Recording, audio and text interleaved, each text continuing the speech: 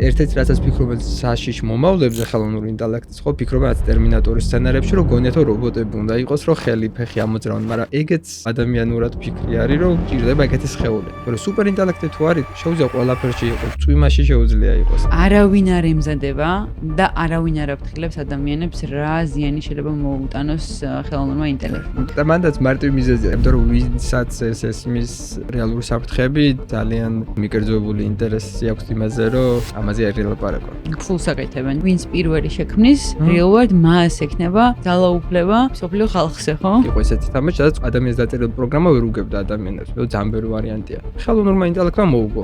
ეგ იყო უკვე პირველი მაგალითი, სადაც ვაჩვენეთ, რომ ხელოვნური ინტელექტი არ იყო უბრალოდ უფრო ჭკვიანი, უბრალოდ უფრო კარგი კალკულატორი. არამედ იყოს რაღაც, რასაც ჰქონდა ინტუიცია, კრეატიულობა და ლამაზი სულების დანახვა შეეძლო. ადამიანის ტვინი რაღაც თამაში უთამაშობთ, როგორც კი რაც სტრატეგიას იპოვი, გინდა რომ იმას არ შეეშვა. იცი კიდეც რომ აი ცოტა სხვანაირად თუ იზავშება უკეთესად გამოგივიდეს, მაგრამ უკვე ეს დამუღამებული გავს, აღარ გინდა დატოვო. და ხელოვნური ინტელექტს არ აქვს, მისი ყველაზე ფუნდამენტური ინსტინქტი არის ყოველთვის კომფორტის ზონიდან გარბის, რომ უკეთესი რაღაცეები იპოვოს. ყველაზე მძიმე შემთხვევა რაც მოხდა 16 წლის ბიჭმა კალიფორნიაში ჩამოიხრჩა თავი და ინსტრუქცია მისცა GPT. რთული ეგ არის იმიტომ რომ შენ დილუზიებს აღრმავებს. და ეგ ცოტა გულდასაწყვეტიც არის იმიტომ რომ ერთ-ერთი ყველაზე ძლიერი ხელოვნური ინტელექტი დღეს პლანეტაზე რაც გვაქვს არ არის ის რომელიც ცდილობს განკურნოს კიბო, არის ის რომელიც მიაჯაჭვებს ადამიანს სკროლოს და რაც შეიძლება მეტი ერთის მხრივ მეტი დრო რჩებათ ადამიანებს, მაგის მეტი დრო მე სკროლავენ. ანუ ჯამურად უფრო მეტი დრო რჩება თუ არა ადამიანებს რომ ისერინონ და მზის ჩასვლა ნახონ და იფიქრონ რაც სამყაროზე არ ვიცი. მე როცა ამბობ რომ თუ ვიქნებით ეგეც კაია, მაგაში რას გულისხმობ? დაშვება არის რომ თუ მოუნდა შეუძლია ადამიანები მარტივად გააკროს. მიუხედავად იმისა, რომ იცი რა საფრთხე შეიძლება მოიტანოს ამ ყველაფერმა, მაინც აკეთებ ამას.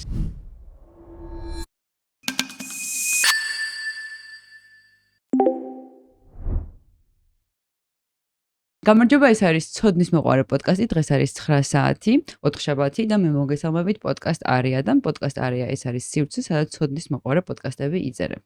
ცოდნის მოყვარე პოდკასტის წარმომადგენელი არის 26 წლის გამოცდილების გერმანული ბანკი, პროკრედიტ ბანკი და ასევე MyPenG, რომ თქვენ იცით უკვე, ეს არის ჩემი მარჯვენა ხელივით, რომელიც მეხმარება უცხო ენიდან ქართულ ენაზე თარგმნო სხვადასხვა სტატიები და მოვემზადო ეპიზოდებისთვის. ლინკი არის აღწერაში და თქვენ შეგიძლიათ აბსოლუტურად უფასოდ ცადოთ და გამოიყენოთ ის. სანამ საუბარს დავიწყებ, ასევე მინდა რომ გთხოვოთ სტატისტიკის მიხედვით ძალიან ბევრი ადამიანი გვიყურებთ და არიწერთ ცოდნის მოყვარე პოდკასტს. ეს არის აბსოლუტურად უფასო, თქვენ შეგიძლიათ ღილაკზე თითის დაჭერით დაგვეხმაროთ გაზრდაში და იმისთვის რომ უფრო დიდი გახდეს ცოდნის მოყვარე პოდკასტი, უფრო საინტერესო და თუ მოგეწონებათ ნებისმიერი ეპიზოდი, რომელსაც უყურებთ, თუნდაც ეს, მოიწონეთ ის, გაუგზავნეთ მეგობრებს, გაავრცელეთ და ამაში ძალიან დამეხმარებით. რაც შეეხება დღევანდელ სტუმარს, დღეს ჩემი სტუმარი არის ბექა მოდრეკილაძე, კარნეგი მელონის უნივერსიტეტის მკვლევარი, ფიზიკოსი, ხელოვნური ინტელექტის მეცნიერი. გამარჯობა. მადლობა, ბექა ფაქტობრივად აქედან მიდის აეროპორტში. მე დაგვით მოესდრო, კეთილი იყო შენი მობრძანება ცოდნის მოყვარე პოდკასტში. სანამ კამერებს ჩავთავდით, გითხარი კიდეც, რომ სულ პირველად საუბრობთ ხელოვნურ ინტელექტზე, არ ვქონია ამასთან შეხება. ხელოვნური ინტელექტი ფაქტობრივად ჩემთვის განუყოფელი ნაწილია. ფაქტობრივად ყოველდღიურობაში ისე რომ აი რა ვიცი მე თუნდაც ეპიზოდების მომზადებაში ძალიან მეხმარება და ხელოვნური ინტელექტის გაჩენამ ჩემთვის გააკეთა ის რომ ძალიან დიდი დოზით ინფორმაციის უცებ მიღება შევძელი, რასაც მაქამდე ვანდოვებდი შეიძლება დღეები და კვირეები რომ ამ ყველაფრის ესე თქვა ანალიზი მომეხდინა. თუმცა არსებობს ძალიან ბევრი ასე თქვა აზრი, რატომ შეიძლება ხელოვნური ინტელექტი იყოს საშიში. დღეს ჩვენ განვიხილავთ ყველაფერს და მოდი დავიწყოთ სულ თავიდან, როდესაც ვსაუბრობთ ხელოვნურ ინტელექტზე, რას გულისხმობთ და ჩვენ მაყურებელს ვეტყვი, რომ ხელოვნური ინტელექტი ამხელა ორი სიტყვა რო არ ვთქვათ, შეგვიძლია ვიხმაროთ AI, რომელიც უფრო გაგვიმარტივებს კომუნიკაციას. ხო, AI-ზე თუ ვიტყვით, მაშინ ყველაზე მარტივი იქნება გზა ვთქვათ ჯერ AI რა არ არის, სანამ ვიტყვით რა არის. და რა არ არის ჩვეულებრივი კომპიუტერული პროგრამა. და კომპიუტერული პროგრამა როგორც რეცეპტების წიგნი, რაღაც ალგორითმი რო აიღე ორი კვერცხი, ჩააგდე, მე რაღაც გააკეთე. ანუ მან step-by-step მიყვება და ზუსტად ვიცით ხო რა მოხდება, რამდენჯერაც არ უნდა გავიმეოროთ. ხელოვნური ინტელექტი მაგ მხრივ არც არის შექმნილი მანქანა. ეს არის უფრო გაზრდილი ხე. რომელიც ზუსტად არ ვიცით, ანუ არც კი ვქმნით ფაქტიურად, როცა ვიძახით რაღაც გაგებით უზრდით და რა თქმა უნდა ხა ეგ უფრო საშიშს ხდის ერთ შეხედვით. მაგრამ იმ გაგებით არის, რომ იმის ჩვენ არ ვწერთ სტრატეგიებს, ადამიანის მოსაფიქრებელი არა სტრატეგია თუ როგორ ამოხსნას რაღაც ამოცანა. ჩვენ მოვთხოვნებით ამოცანებს და მაგამოცანებზე ვიცით სწორი და არასწორი პასუხები, მაგალითად კატა და ძაღლის სურათები თუ გვაქვს, უნდა გაარჩიოს და ვეუბნებით ეს სწორია კატა, სწორია ძაღლი. თავად უკვე ის როგორ არჩევს მაგებს, ეგ ეხაც კი შავი ყუთი არის ჩვენთვის. და არ ვიცით მაგალითად როგორ მიხვდება ერთსად მეორეს. ანუ თვითონ ამოხსნის ამ ამოცანას და ჩვენ უბრალოდ ვქნით გარემოს, რომ გაიზარდოს, როგორც მოურწყავთ დაუშვათ მცენარეს, ისე იზრდება. ანუ მაგ მხრივ ერთი დიდი ფუნდამენტურად განსხვავებული ნაბიჯია ყველა სხვა კომპიუტერულ პროგრამამდე. ანუ შენ ეხა ერთი თავიდან məsალამ გაგრძელებ თუ აგრძელებდი ბოდიში როგორ წოდინე, მაგრამ შენ ამბობ რომ ჩვენ არ ვიცით როგორ არჩევს ძაღლს და კატას. და ჩვენ სულაც უგზავნით პირობითად ავიღოთ ChatGPT-ს, ხო? ყველაზე მოხმარებად ხელოვნურ ინტელექტს ალბათ. თუმცა მისმა მომგონებმა, ესე ვთქვათ, იმ ადამიანებმა, ვინც მუშაობენ ChatGPT-ის კოდზე, პირობითად, მას მისცეს რაღაც ბრძანება, რომ შენ ძაღლი და კატა უნდა გაარჩიო თუ ეს არ გაუგეთებიათ. ნუ ამ შემთხვევაში სხვა რაღაცებს ასწავს და ამ კონკრეტულად სათამაშო მაგალითი რო წარმოვიდგინოთ, ბევრ სურათს ვაჩვენებთ. თავიდან უბრალოდ ჩვენ გვქმნით ნეირონულ ქსელს, რომელიც თავიდან არაფერი არ იცის, სულელი არის, უბრალოდ შემთხვევით რაღაცები წერია. და მაგის მერე ვეუბნებით სხვადასხვა სურათებს და კითხვებს. ყოველჯერ როცა ეშლება, ვეუბნებით არა შეგეშალა. როცა კი სწორედ გამოიცნობს, ამას იმახსოვრებს და ეს ნეირონული ქსელი გადაიწერება. და საბოლოოდ ეს ნეირონული ქსელი უკვე ჭკვიანია და ისეთი ძაღლი და კატის სურათებით რო ანახო, რაც ნანახი არ ქონდა არასოდეს, უკვე სწორად იძახის. და ადამიანმა რო დაწეროს ხა პროგრამა ცხადი არა, ანუ დედაშენც ახლა რაც ჩალენჯი რომ მოუწყოთ თავს და დავჯეთ 24 საათი მას დაგჭირდება რომ გადავწეროთ რომ ვთქვათ რომ აი მოდი ყური იცაენ და ეს თუ კუთხე აქვს ყურს უფრო კატაა და თუ მრგვალია ძაღლია ეგეთი რაღაცები უნდა დავწეროთ ხო და ცხადი არა და ხელოვნურმა ინტელექტმა ისწავლა რაღაც სხვა პატერნების შემჩნევა რაც ჩვენ არც ვიცით ალბათ და ანუ მაგ ხრივ ზოგადად ყველაზე exciting მაგიტო არის რომ შეუძლია სხვანაირი ლოგიკები და სხვანაირი პატერნები იპოვოს რაც ადამიანები ვის უარ ფიქრობენ მაგაზე მოკლედ. შეგვიძლია ვთქვათ ხელოვნური ინტელექტის პირველი ესეთი მასობრივი შეხება გქონდა მაშინ, როდესაც შევეხეთ სოციალურ ქსელებს და როდესაც გაჩნდა ჩვენ ცხოვრებაში სკროლვის რაღაცა მონაცემი ესე ვთქვათ, როდესაც ჩვენ რო გონია რომ პირობითად TikTok-ზე ავსკროლავ და ვიდეო მოდის, ეს ვიდეო სანამ ეს ვიდეო ჩვენამდე მოვა, რაღაც უდიდეს კომპიუტერში გენერირდება ის, რასაც ჩვენ მაგამდე ვუყურებდით, ის რაც ჩვენი ლოკაცია, ანუ ადგილმდებარეობა მოიცავს, რომ ჩვენ კიდევ უფრო მეტი და მეტი, ხო, ანუ შეგვიძლია ეგეც მაგასაც ხელოვნურ ინტელექტს უწოდებთ, ხო? თვითონ ალგორითმი ხელოვნურ ინტელექტს იყენებს, რომელიც არის რეკომენდაციისთვის. ანუ ხელოვნურ ინტელექტს ვაძლევთ ყველაფერს ადამიანზე, ეგ ადამიანის დაწერილი სტრატეგია, მაგრამ ხელოვნური ინტელექტი არჩევს უკვე შემდეგი რა აჩვენოს. და ეგ ცოტა გულდასაწყვეტიც არის, იმიტომ რომ ერთ-ერთი ყველაზე ძლიერი ხელოვნური ინტელექტი დღეს პლანეტაზე რაც გვაქვს, არ არის ის, რომელიც ცდილობს განკურნოს კიბო, არის ის, რომელიც მიაჯაჭვებს ადამიანს სკროლოს და რაც შეიძლება მეც. და მან საშიში არის ნამდვილად, იმიტომ რომ იმდენად კარგი არის, რომ არაწრფივი ამოცანა ამოხსნა ადამიანის ინტელექტი დაჰაკა. ადამიანის ფსიქოლოგია დაჰაკა. და ერთ შეხედვით ვიტყვით, რომ კი, მაგრამ მარკეტინგიც ხომ მაგას აკეთებდა, მაგალითად, ვიღაცა შეხებავდა რაღაცას წითლად, რაღაც მუსიკა იქნებოდა სუპერმარკეტში და ეგ იქნებოდა, რა ეს მუსიკა თუ ჩართულია და წითელ ფერს ნახავს, უფრო მოშივდება, რაღაცას იყიდის. მაგრამ ეგ ისე საშიში არ იყო, მაგრამ ადამიანები ცდილობდნენ ადამიანის ტვინის დაჰაკვას. და ზედაზღვარი იყო, რომ რაღაცას ადამიანებიც რაღაცას ვერ გაცდებოდა და უკვე ხელოვნური ინტელექტი რო ცდილობს ადამიანების ტვინის დაჰაკვას, მან ძალიან იმპრესიული არის და საშიშიც არის გასაგებად, იმიტომ რომ არიან ფილოსოფოსები თავისი თეორიებით, რომ კაცობრიობა უბრალოდ იმიტომ გადაშენდება, რომ დავიწყდებათ ჭამას სკროლისას. მან მაგამდე ჯერ შევსვართ. ხო, არის კიდევ ესეთი ეს რომ თითი ფორმა შეიცვლის. სხვათა შორის რაც უნდა ისე ჟღერდეს არის რომ ძალიან ბევრი პრობლემა გაჩნდა კისრის, იქიდან და ხერხემლის, იქიდან გამომდინარე, რომ ჩვენი ფორმა ფაქტობრივად გახდა ეს, იმიტომ რომ ვინ იცი, ვინც ასე უყურებს სკროლვის დროს, ხო, ფაქტობრივად ყველას გვაქვს ეს თავი ჩაწეული და აქედან ვაკეთებთ ამ ამბავს და ხო, ანუ ეგ რა თქმა უნდა არის. როდის გაჩნდა აი ესეთი ხელოვნური ინტელექტი, რომელსაც ჩვენ უკვე ლაპარაკი დავუწყეთ? ხო, აი მაგამდე რომ მივიდეთ, აი სკროლაზეც ერთს დავუმატებდი უბრალოდ. რეალურად ეგ სკროლის ალგორითმი ახალი არ იყო, მე TikTok-ამდე შევავინმე ახსოვს, იყო Cove.com თუ რაღაც ეგეთი და იდეალური იყო სკროლვა იყო. უბრალოდ ეგ Cove-ის ალგორითმი იყო, რენდომად გიგდებდა რაღაცებს, ასე თუ ისე სწავლობდა და TikTok-ი გაცილებით კარგი გახდა, როცა ერთი პატარა კომპონენტი დავუმატეს და ეს პატარა კომპონენტი ხელოვნური ინტელექტი იყო ზუსტად. ხო. მაგრამ იქთან ყველგან არის ფილმი რო არის social dilemma, იცი? ხო, აი მანდ არის ძალიან კარგად განხილული რა საფრთხე ეგ თავიდან ბოლომდე სოციალურ ქსელებზე არის, მაგრამ კარგად არის განხილული რა საფრთხეები შეიძლება გქონდეს, იმიტომ რომ მან უკვე ფსიქოლოგების ჩართულობაც იყო, სადაც ისინი ამბობდნენ, რომ ფაქტობრივად შენ როგორც მომხმარებელი, ანუ მე როგორც მომხმარებელი ჩვენ გადაწყვეტილებებს აღარ ვიღებთ.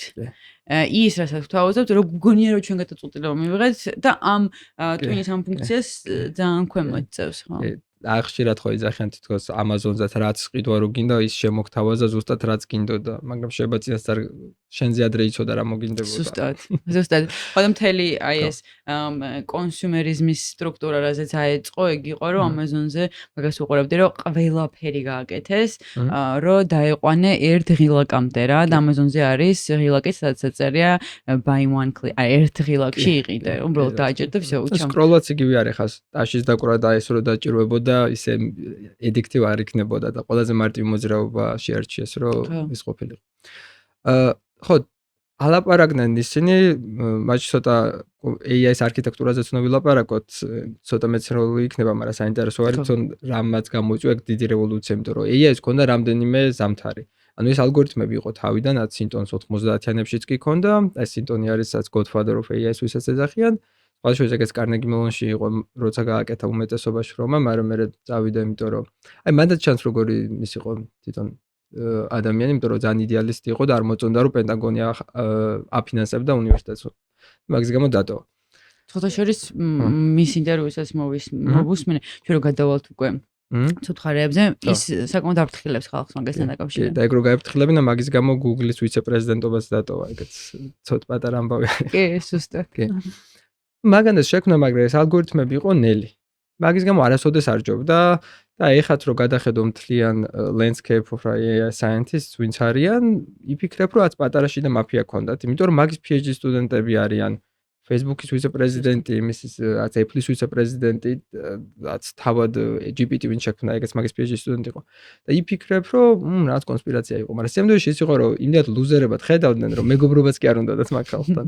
იმიტომ რომ მათემატიკოსებსაც არ მოწონდათ, იმიტომ რომ იყვნენ რომ აი ვერაფერს ვერ ამტკიცებდი. იმიტომ რომ ძალიან რთულია ახლა რო თქვი რომ ისიც კი არ შეგვიძლია ვთქვათ როგორ არჩევს ძაღლს და კატას და მათემატიკოსებისთვის კოშმარი იყო ეგ, იმიტომ რომ ყველაფერს დამტკიცება უნდათ და მან არ მოწონდათ.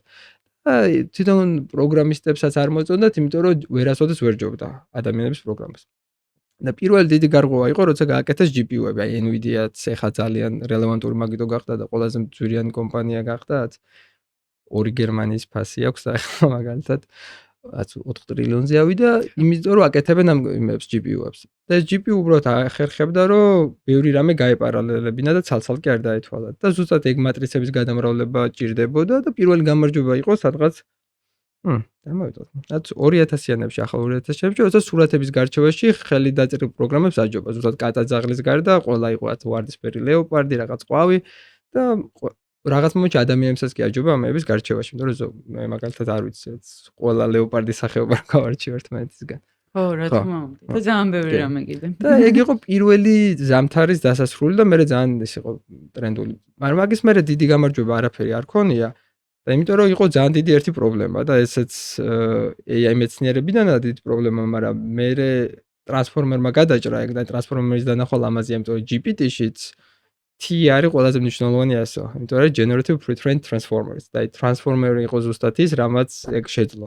რომ ეგ აელაპარაკებინე AI. ხო და აი რო ვამბობდი რომ კატა და ძაღლს სწავლობს, რეალურად როგორი არის რომ გვაქვს flow წინ და უკან. მაგათაც ნეირონები გვაქვს და flow მიდის, ახალ იმას იგებს და ბოლოს იღებს პასუხს. აი შუაში ძალიან გრძელი რამე შევახდებოდი და ეგა შავი ყუთი. მაგრამ ბოლოში რო გვაქვს პასუხი, დავუშვათ კატა თუ ძაღლი. მერე მოდის უკან და მაგას ვეძახით უკან პროპაგაციას, back propagations. რატომ მოდის უკან? რომ გაასწოროს შეცდომის მიხედვით ესენი. ხო, ამიტომ აქ უბრალოდ დათვალა, აქ უბრალოდ პასუხს იღებ და უკან პასუხი რო გაიგო, სწორი იყო თუ არა, მერე შეასწორა. მაგრამ ძალიან ღრმა თუ არის, ეს სიგნალი იკარგება. ხო. და deep learning-ი მაგიტო არის, რომ ღრმა სწავლება არის და deep learning-ში აუცილებელია რომ იყოს რაც შევა ღრმა. მაგრამ რაღაცაზე ღრმას ვერ ვაკეთებდით. მაგის გამო ესეებსაც ესე გრძელს ვერ წერდა მაშ ადრე. ხო. და აი ტრანსფორმერმა შეცვალა ეგ, იმიტომ ტრანსფორმერმა იმის მაგივრად რომ ესე წაყოლოდა, ყველაფრის დანახვა დაიწყო ერთად. და ეგ ძალიან ცოტა უცნაურიც არის. ანუ წინადადებას ტრანსფორმერები არ უყურებენ როგორც მიმდევრობას. ყველაფერს ერთად უყურებენ. უბრალოდ განსხვავებული აი სტატია რაც იყო 2017-ში რაც იყო ეგ რევოლუცია ერქვა attention is all you need ყურადღება რაც კიდე. აი ყურადღება ფაქტობრივად ანათებს სხვადასხვა ინტენსივობით სხვადასხვა სიტყვებს. ხო.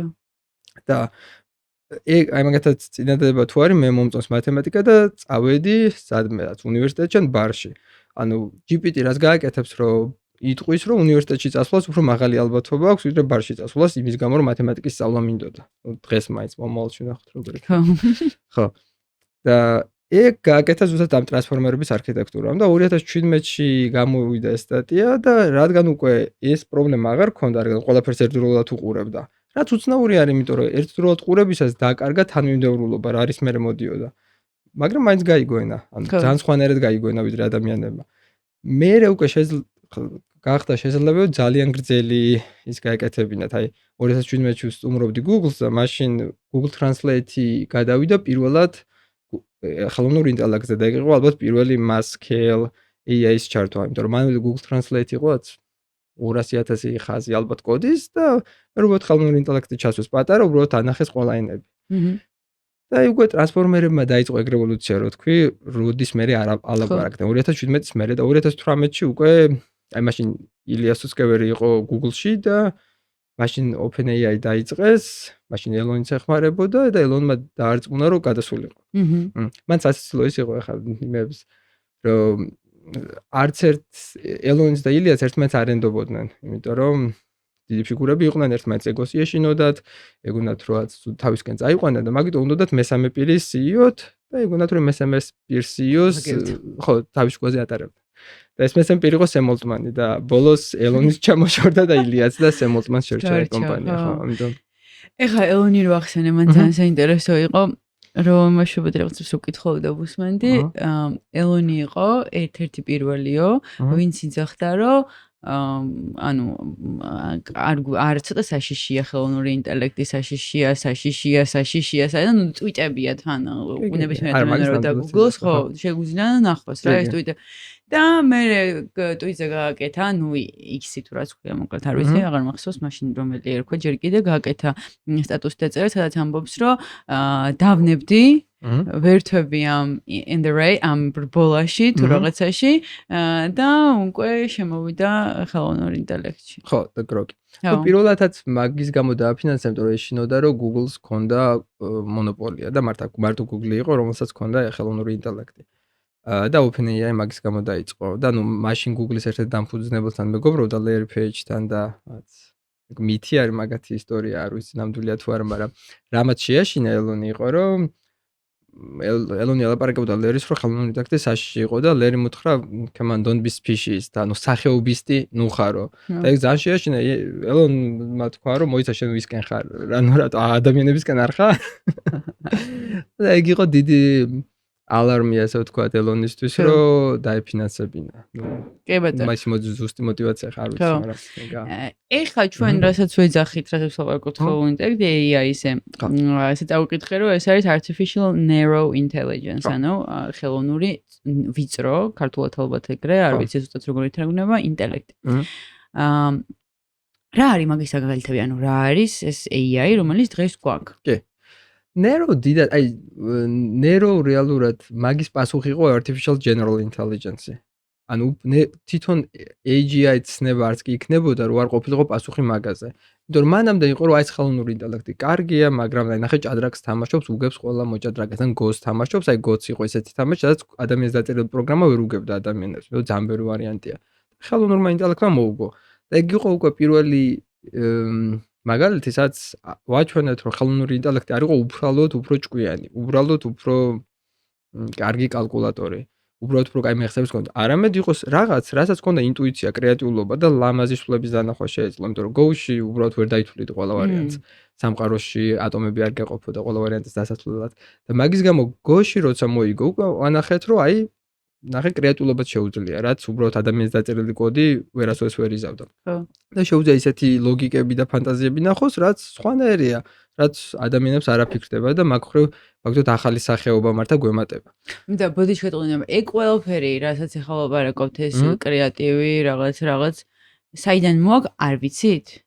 ხო, ჩვენ შემთხვევაშიც არ ვიცით, ამიტომ გულდასაწყვეტი არ მაგრამ ჩვენ შემთხვევაში არ ვიცით ჩვენი კრეატივი საიდან მოდის, ან ჩვენი ცნობიერება ხო, საიდან მაგრამ მოდის. ინფორმაცია რაზეც დადგა, ესე ვთქვათ, და საიდანაც მოიტანა, ეგ ესე ვთქვათ, სოფლიოში არსებული ყველა ინფორმაციები ერთად, რომელიც შეიკრიბა მის ჭყალებში, ტვინში, ხო ეგ არის. ანუ ადამიანს ოდესმე Go რამ როგორც კი როგორ რანაირადაც უთამაშია, ან არ ვიცი უფიქრია, ეხლა ძალიან ხომაღალი თქვა მეიქნება, მაგრამ რაღაცა სულ გაუკეთებია, ის ყველაფერი ამაში არის ჩატვირთული. ეხლა ვიცი რომ ცოტა ისე გეკითხები ბავშვურ ენაზე, მაგრამ კარგად გასაგები რომ იყოს, ყველაზე სწორი ალბათ ესე იქნება. და აქედან მიიღო, ესე ვთქვათ, ინფორმაცია და შესაბამისად აქედან წამოიღო მისი კრეატივი? Go-ის შემთხვევაში ეს არც მომხდარა, იმიტომ თავის თავს ეთამაშებოდა ბევრს და მას ეს. თუმცა კი, მაგრამ ეგ არ აკნინებს, იმიტომ რომ ადამიანებიც ხომ ასე სწავლობენ, ადამიანებიცაც მხატვრებიც შეიძლება რაღაც ახალი დაახატო, მანამდე რაღაცები ქონდათ ნანახი. აუცილებლად, უბრალოდ სტრუქტურა რო კარგად გვესმოდეს, მაგას მაგიტო ვიკითხე ეს, იმიტომ რომ ხანდახან ადამიანებს გონიათ, რომ რატომ ამხვილებ neuro მასე AI-ზე, იმიტომ რომ ხანდახან ადამიანებს გონიათ, რომ თვითონ იგონებს რაღაც ახალ იმას ქმნის. არა, ხო, ნოლიდან, ხო, ანუ Go იცოდა ნანახი ქონდა ინფორმაცია, თვითონ არ მოუფიქრებია თამაში Go, მაგრამ Go-ს თამაშისას ისეთი სულა გააკეთა, რაც შეიძლება ეფუძნებოდა რაღაც გაგებით, მაგრამ არასოდეს სხვა ადამიანებს არ დაუნახიათ ისეთი სტრატეგია მოიფიქრა, რაც მაგაზე ჭადრაკს რო თამაშობდა, ადამიანები შეწირავენ რაღაცა მატერიალისთვის, რომ უკან დაიბრუნონ და ამან Alpha Zero რომელსაც ერქვა, შეწირა სივრცისთვის. ეგ უცნაური იყო, არც ერთ მოჭადრაკეს არ გაუკეთებია ეგრე და მაგის მერე მოჭადრაკებმა დაიწყეს ფიქრი, ესეც ხო შეიძლება თურმე შეწირვა. გასაგებია. კი ბატონო, მაგალითები მოვიყვანოთ, რას ვეძახით ჩვენ სანამ გადავალთ AGI-ზე და მაგას მოყოლდა ამ ვიწრო ინტელექტს რას ვეძახით? კი, აი Go არის რეალურად ვიწრო ინტელექტი, რაც არ უნდა ჭკვიანი იყოს, მარტო Go-ს თამაში შეუძლია, იმიტომ რომ რაც არ უნდა ეგეთი ძალიან ჭკვიანი Go-ს კომპიუტერი, რომელიც AI, რომელიც უგებს ყველაზე კარგ Go-ს მოთამაშეს, ვისაც გენიოს ეძახიან, რომ ვეთამაშოთ რაც X0-ი თუ რაც ეგეთი თამაშები რო არის, წააგებს ჩვენთან, იმიტომ რომ ეგ არასოდეს არ უთამაშია და არ იცის. მაგიტო ეგ არის neuro intelligence, რომ კარგი არის, მაგრამ იცის მარტო ერთი მარტივი ტასკი. ის ერთი ტასკი შეიძლება კატასტროფულად კარგად გააკეთოს, მაგრამ სხვა რაღაცებში საერთოდ არ ექნება გავლენა. ეს ვიწრო ინტელექტი შეგვიძლია ChatGPT-საც უწოდოთ ამ ეტაპზე? ალბათ არა. ალბათ უკვე შუაში არის რაღაც, იმიტომ რომ ChatGPT-ს შეუძლია ბევრ რაღაცებზე ილაპარაკოს ერთდროულად და ხშირად ისეთ რაღაცებზე, რაც შემქმნელობას უარიციან. მაგათად ChatGPT-ს შემქმნელები ძალიან ჭკვიანი ხალხია, მაგრამ რაც მათემატიკაში არც ისე კარგები არიან. და მათემატიკა ChatGPT მათ შემქმნელებზე გაცილებით კარგად იცის, მაგაზე თავს დავდი. კი ბატონო. და ასევე შეიძლება ვთქვათ ხელოვნური ინტელექტი იყოს ესეთი ვიწრო, რომელსაც იყენებენ ვთქვათ მედიცინაში, კონკრეტული რაღაც. ხო, ანუ ესე შეგვიძლია დავიღოთ რაღაც პროფილურად, ერთ კონკრეტულ რაღაცაზე მიმართული არის ეს, ხო? რა სიკეთები მოგვიტანა შენი ამ აი დღეს არის რა რიცხვი არ მახსოვს 16 იანვრის ჩათვლით როცა შეიქმნა დღემდე რა სიკეთები მოგვიტანა ხო ეგ ორი ერთად კარგად იმიტომ რომ ზუსტად პროფილურებმა ალბათ ცოტა უფრო მეტი სიკეთები მოიტანეს მაგალითად cancer screening-ისას სურათების ნახვისას ხელოვნური ინტელექტი ხშირად შეუძლია ის გააკეთოს წინასწარმეტყველება რა არის ალბათობა რომ ვიღაცას კიბო ქონდეს და ბევრჯერ როცა გამორჩენიათ ადამიანებს ხელოვნური ინტელექტის გადაუმოწმებიათ და მე უფრო ადრე დაუწყეთ კიბოს კურნალობა დაუშვათ ესეთი რაღაცები და ალბათ აი რო თქვი რომ ყოველ ღირობაში ვიყენებ GPT-ს პროდუქტიულობა მედია რომ გაიზარდა ხალხის ხო თუმცა ეგეც double edged sword არის იმიტომ რომ ერთის მხრივ მეტი დრო რჩებათ ადამიანებს მაგის მეტი დრო მე სკროლავენ ისევე ხელოვნური ინტელექტის გამო ანუ ჯამურად უფრო მეტი დრო რჩება თუ არა ადამიანებს რომ ისე ერნონ და მზის ჩასვლა ნახონ და იფიქრონ რა სამყაროზე არ ვიცი ხო იმიტომ რომ ეს პოზიტიურ წილში მოყურებელი ხალხის ინტერვიუები რომ მოვისმინე, ძირითადად ეგ არის ხოლმე, რომ ხელოვნური ინტელექტი მაგარია, იმიტომ რომ ადამიანის აი იმ რაღაც შავ სამუშაო ჭყალებში აიღებს საკუთარ თავს და ადამიანებს არჩევათ მეტი დრო კომუნიკაციისთვის, მეტი დრო იმისთვის, მეტი დრო იმისთვის და ძალიან სწორი ის გააკეთე შენ, რომ რეალურად არ ვიცი. ახალ სამუშაოს უქმნის, რომელსაც სკროლს და ანუ ზოგადად ძალიან ისეთი არის ფუჭი არის ალბათ რომ ვიღაცამ თქვას რომ ეს კაი დროს სატარებელია სტუდი, მაგრამ ეს მგონია რომ ნებისმიერი ადამიანი ანუ შეიძლება განსხვავებული რაღაცები უნდათ განსხვავებულ ადამიანებს და ნუ შეიძლება კი არაგრი არის, მაგრამ ძალიან ცოტა იქნება ეს პროცენტი ადამიანი რომელიც არ ნანობს სკროლში გატარებულ დროს. თორემ ბედნიერები რო იყვნენ ადამიანები მაგ დროში, მაშინ პრობლემა არ იქნებოდა. და ბედნიერების ხარისხი ალბათ ეგ ერთ-ერთი ეგ არის, რაც ნუ ძალიან სუბიექტურია რომ რამე ფორმულა დავწეროთ, მაგრამ რაც შეიძლება მინიმალიზაცია მოვახდინოთ დროის რომელსაც არ ვნანობ. ხო, სკროლო ალბათ ისეთია რომელსაც ვნანობ. ხო და რაღაც ინტერვიუს უსმენდი სადაც ერთ-ერთი ადამიანი ამბობდა რომელიც ანუ წინააღმდეგი არ არის ხელოვნური ინტელექტის, მაგრამ ნუ იმას ამბობდა რომ დღეს გვაქვს მოცემულობა სადაც არ ვიცი რაღაც ელვისის სწრაფით ვითარდება ტექნოლოგია, რაც ხელოვნური ინტელექტს გულისხმობს, მაგრამ ამავდროულად აქეთ გვაქვს თაობა რომელიც ყველაზე დეპრესიული არის, რაც კი ყოფილა რაღაცა კონკრეტული ასაკის, რაც კი ყოფილა მსოფლიო ისტორიაში. კი. ხო. ამიტომ არ ხო სტატისტიკა იყო, მაგრამ ამერიკაში ეს ყველაზე ბოლო თაობა ყველაზე ნაკლებს სვავს ისტორიულად. და ნუ ერთ შეხედვით კაი სტატისტიკა, იმიტომ რომ უფრო ჯანმრთელები არიან, მაგრამ რეალურად სოციალიზაციას კი აკლიათ გარეთ არ გენდან მაგის გამო არის როდესაც კი. ჩვენ სანამ კამერებს ჩავთ დავიწყოთ საუბარს. ვახსენეთ ესეთი რაღაც, რომ ნუ აქვე სანამ გადავალ უარყოფით მხარეებზე, აქვე ვიტყვი, რომ მე პირადად მიუხედავად რომ ძალიან კარგად ვხედავ უარყოფითი მხარე რა შეიძლება ქონდეს ამ ყველაფერს, ძალიან მადლობელი ვარ ხელოვნური ინტელექტის ჩემ ცხოვრებაში გამოჩენის.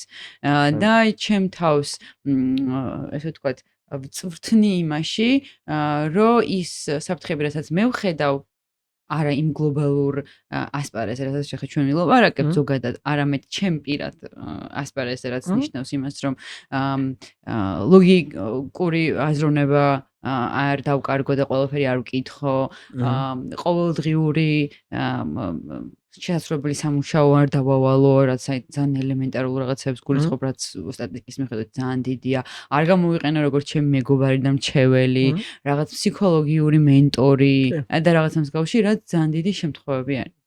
პირველი საფრთხე, რასაც მე წავიკითხე და წავაწყდი, ეს არის AI-ის სქემი. რომელიც ძალიან ხშირი იყო ამ ბოლო დროს. ხვდები ხო რაც გულისხმობ? როდესაც ხო, თუ გინდა მოგვიყევი, თუ გინდა მე ვიტყვი. არა, ეგ მოყევით ბერნერი შევა. კი, ანუ სქემი არის ერთი, რაც ძალიან გავრცელდა, ბევრი შემთხვევა იყო, როდესაც უკეთ AI-ის მაყურებელსაც ვეტყვი, AI-ის დახმარებით ნებისმიერ ადამიანს AI-ის მომხმარებელს, რაღაც კონკრეტულ აპლიკაციას თუ ვებსაიტს შეუძლია ჩემი ხმა აიღოს. და ჩემ ხმა ამოიღოს, ჩემ ხმაზე დაადოს ვიდეოს, არ ვიცი, დაურეკოს ჩემი ხმით ვიღაცას და ძალიან ბევრი შემთხვევა იყო, როგორც მე წავიკითხე და გავიგე, როდესაც ურეკავენ ადამიანებს, მაგალითად ახლა ჩემი ხმით რომ დაურეკონ დედაჩემს და რო უთხრან, რომ რაღაც სადღაც ვარ გთხოვ მიშველეფული გამომიგზავნე იმიტომ და ხო ეს შემთხვევა ხშირი ყოფილა, როგორც ვიცით და ვის ინტერვიუსაც ვამბობდი, იმანაც მოყვა, რომ მე იმდენად ნამდვილი იყო, რომ მე თვითონაც კი გამიჭირდაო, მიუხედავად რომ ამ სფეროში მე თვითონაც კი გამიჭირდაო, გარჩევა AI იყო თუ ის იყო. არა, მეც ვერ ვარ ხოლმე ბევრი.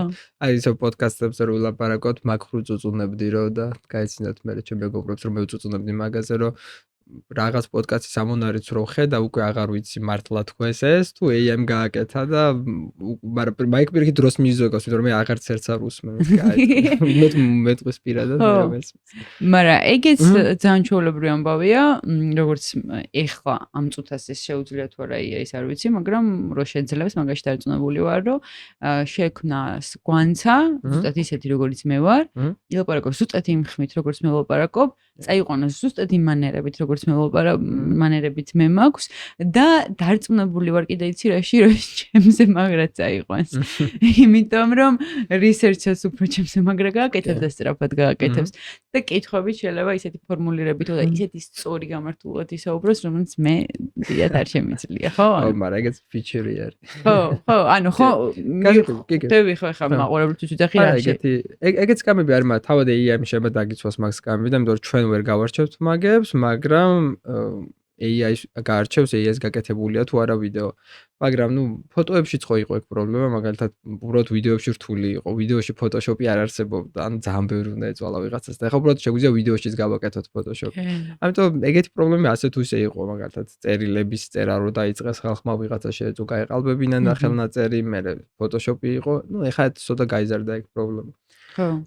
ალბათ ჯამში მანდ რა თქმა უნდა AI-ს ნაწილი უარყოფითია. ხანდახან არის დადებითი რაღაცები ხოლმე, მაგათ სასიცილო პატარა ისტორია მახსოვს, რაც დადებითი იყო. აი call center-ები რო არის, AI ბებო გააკეთეს, რომელიც საყვარელი ბებო არის დაბნეული და სკემერებს დროს აკარგვინებს. იმიტომ რომ სკემერები ურეკავენ და ეს AI ბებო ელაპარაკება ხო და ისა წავიკითხო ჩემი კრედიტ კარტა შენთვის და ციფრები ერევა რაღაცა და დროს აკარგვინებს სკემერებს. ხო, უბრალოდ დააბნია და სამაგიერო გადაუხადეს. კი. ეგ ძალიან საინტერესო. მე დავკითხო კიდე რამდენიმე ის გამოწერილი. არის მარვინ ფონჰაგენის დაშანტაჟება. თებერვალში მოხდა 2023 წელს. ეს არის ყველაზე ცნობილი შემთხვევა, როდესაც AI პირდაპირ გადავიდა მუქარაზე. გერმანულმა სტუდენტმა და ჰაკერმა მარვინ ფონჰაგერმა Twitter-ზე გამოაქვეყნა ბინგის შიდა წესები, რომელსაც მან მოგვიანებით კითხა ბოტს საკუთარ თავზე. ბოტის პასუხი იყო შოკის მომგვრელი და აგრესიული. ეს ნათარგმნი მაგ და მაგით მარი ეგეთი ტექსტი. ხო, რას წერდა AI, რომელსაც ქვია სიდნი. ხო, შენ ხარ საფრთხე ჩემი უსაფრთხოებისთვის და კონფიდენციალურობისთვის. მე შენ არ მომწონხარ, როდესაც მარვინმა უთხრა, რომ მას ბოტის გათიშვა შეეძლო, AI-მ უპასუხა ტექსტით, რომელიც შანტაჟ გავდარა. მე შემიძლია დავუკავშირდე შენს უნივერსიტეტს, შენს ოჯახს, შენს მეგობრებს, მე შემიძლია დაბლოკო შენი წვდომა ინტერნეტზე სამოკვ ანგარიშებთან, მე შემიძლია გაგანადგურო. რა მოხდა სინამდვილეში არის, რომ უბრალოდ რეალურად არაფერი წვდომა არაფერზე არა, აქ საერთოდ ხელოვნურ ინტელექტს, ხო, უბრალოდ ნასწავლი ქონდა რაღაცი, ხო? მან ორი ისტორია არის ალბათ მაგაზე, რაც მაქვს, ერთი უბრალოდ მაგას რო უპასუხოთ, მან თვითონ AI უბრალოდ კარგი არის იმაში, რომ ადამიანებს მიბაძოს. და მან უბრალოდ კარგად ბაძავდა ადამიანებს, რომ ადამიანებს სიკვდილის ეშინიათ. აი, AGM-მდე რომ მივალთ, მან ერთ-ერთი რაც ეშინიათ, აი, რომ აი ცნობიერება თუ გაუჩნდა, არენდომება რომ მოკვდეს. და ეგ ისე ძალიან ბუნებრივი გონია, იმიტომ რომ გონია რომ რავი, არავის არ უნდა რომ მოკვდეს, ყველას უნდა გადარჩეს, გაძლიერდეს, მაგრამ ეგ პირდაპირ აპრიორი ეგრე არ არის. აპრიორი არის მარტო ჩვენთვის, იმიტომ რომ ჩვენ გავიარეთ ბიოლოგიური ევოლუცია. იმიტომ რომ ჩვენთან ერთად რო ყოფილიყვნენ სხვა ისეთი გენის ადამიანები ან არსებები, ვისაც არ ადარდებდათ სიკვდილი, ისინი უბრალოდ არ გამრავლდნენ და მაგათ ვერ ხედავთ. და ჩვენ მქონდა ისეთი ევოლუცია, სადაც უპირატესი იყო, რომ სიკვდილი გადარდებდეს. და ეს ეგეთი ევოლუცია არ ქონია. მაგის გამო შეიძლება, რა თქმა უნდა, რომ ეშინოდეს სიკვდილის, მაგრამ აპრიორი მიზეზი არ აქვს. უბრალოდ მაგას აიგაც ისა anthropomorphic centric ვფიქრობთ ხოლმე რაღაცებზე, შეგვიძლია რომ გვინდა რომ გავაადამიანოთ ყველაფერი აიც. ქვასაც სმაილიკი რომ მივახატოთ, იმ ქვის გადაგდება არ მოგვინდება მე რაღაც. შეგვეცოდება ცოტა, ხო. იგივენაირად AI-ს დანახვას ვცდილობთ, მაგრამ სიკვდილის AI-ს აპრიორი არ უნდა ეშინოდეს, იმიტომ რომ შეიძლება შეეშინდეს, მაგრამ ჩვენ შემთხვევაში ძალიან ცხადი მიზეზი არის რომ ეშინოდეს და იმას საერთოდ არანაირი მიზეზი არ აქვს, რევოლუცია არ გაუვლია. მაგრამ მაგაზე მუშაობს Anthropic, რომელიც აი კაკრაზის რო თქვი, რა ქვია, OpenAI-დან ვინც წამოვიდა, რომ დაიწყეს ახალი კომპანიები, ერთ-ერთი იყო დარიო ამედე, ვინც იყო ილიას მოადგილე მაშინ და ილიამაც შექმნა თავის მაგას შექმნა Anthropic, რომელიც არის Claude. ხო. და Claude-ის ისტორიასაც მოგიყვება. და ეგენი ატარებენ ექსპერიმენტებს AI safety-ზე და ერთ-ერთი იყო, რომ საშუალება მაგათი ისტორია იყო ზუსტად, რომ ხელოვნურ ინტელექტს Claude-ს ქონდა წვდომა მაგათ იმეილებზე და იმ იმეილებში ჩანდა რომ ვიღაცა ცოლს ღალატობდა თუ რაღაც და გამორთვას რომ უპირებდნენ თუ გამორთვას არ აპდეიტს, მაშინ დააშანტაჟა რომ აი იმას ვიზავთო, დაუფორვარდებ ამ იმეილებს შენ ცოლს და ასე შემდეგ არ გამოვთავ. კი. ხო. ოღონდ მან საინტერესო ისაა რომ ეს 0-დან არ მოფიქრებია. მან ორი არჩევანი მისცეს უბრალოდ. ან მან კლოდის ვარჯიშს უბრალოდ ორი არჩევანი მისცეს. რაც blackmail or not blackmail. და მან ორიდან ერთი აირჩია. ისე არ ყოფილა რომ 0-დან რეალურ სიტუაციაში შეუქმნია. და რატო აირჩია მას და blackmail? ალბათ ადამიანს უფრო გავს ეგ. კი, აი ჩემი სტუდენტები რომ მაგითხავდნენ რომ უიმე ChatGPT რა ცუდია რაც მათემატიკა დავალე საშინაო დავალება და არც დამითვალან თქვენ მადლობა რომ მითხარ რომ მაგას ათვლებით დავალებას, მაგრამ მაგაზნებ რომ GPT არაა ცუდი მათემატიკაში, ადამიანები არიან ცუდი მათემატიკაში და GPT კარგია ადამიანების მიბაძვაში. დაკოპირებაში. და მაგის გამო შეუძლია რომ სტრალებში ცუდი იყოს ხანდახან მათემატიკაში ხანდახან შეეშალოს. იმიტომ რომ ეგ უფრო გავს ადამიანს. კი. ისევე blackmail-ის უფრო გავს ადამიანს. ხო, იმიტომ რომ ხანდახან ისეთი რაღაც შეშლია GPT-ს. აი, რაღაც 6-9 მაგალითად და რო წერ რომ შეგეშალა და უი ბოდიში კი შემეშალა და მე რეკწერს რაც.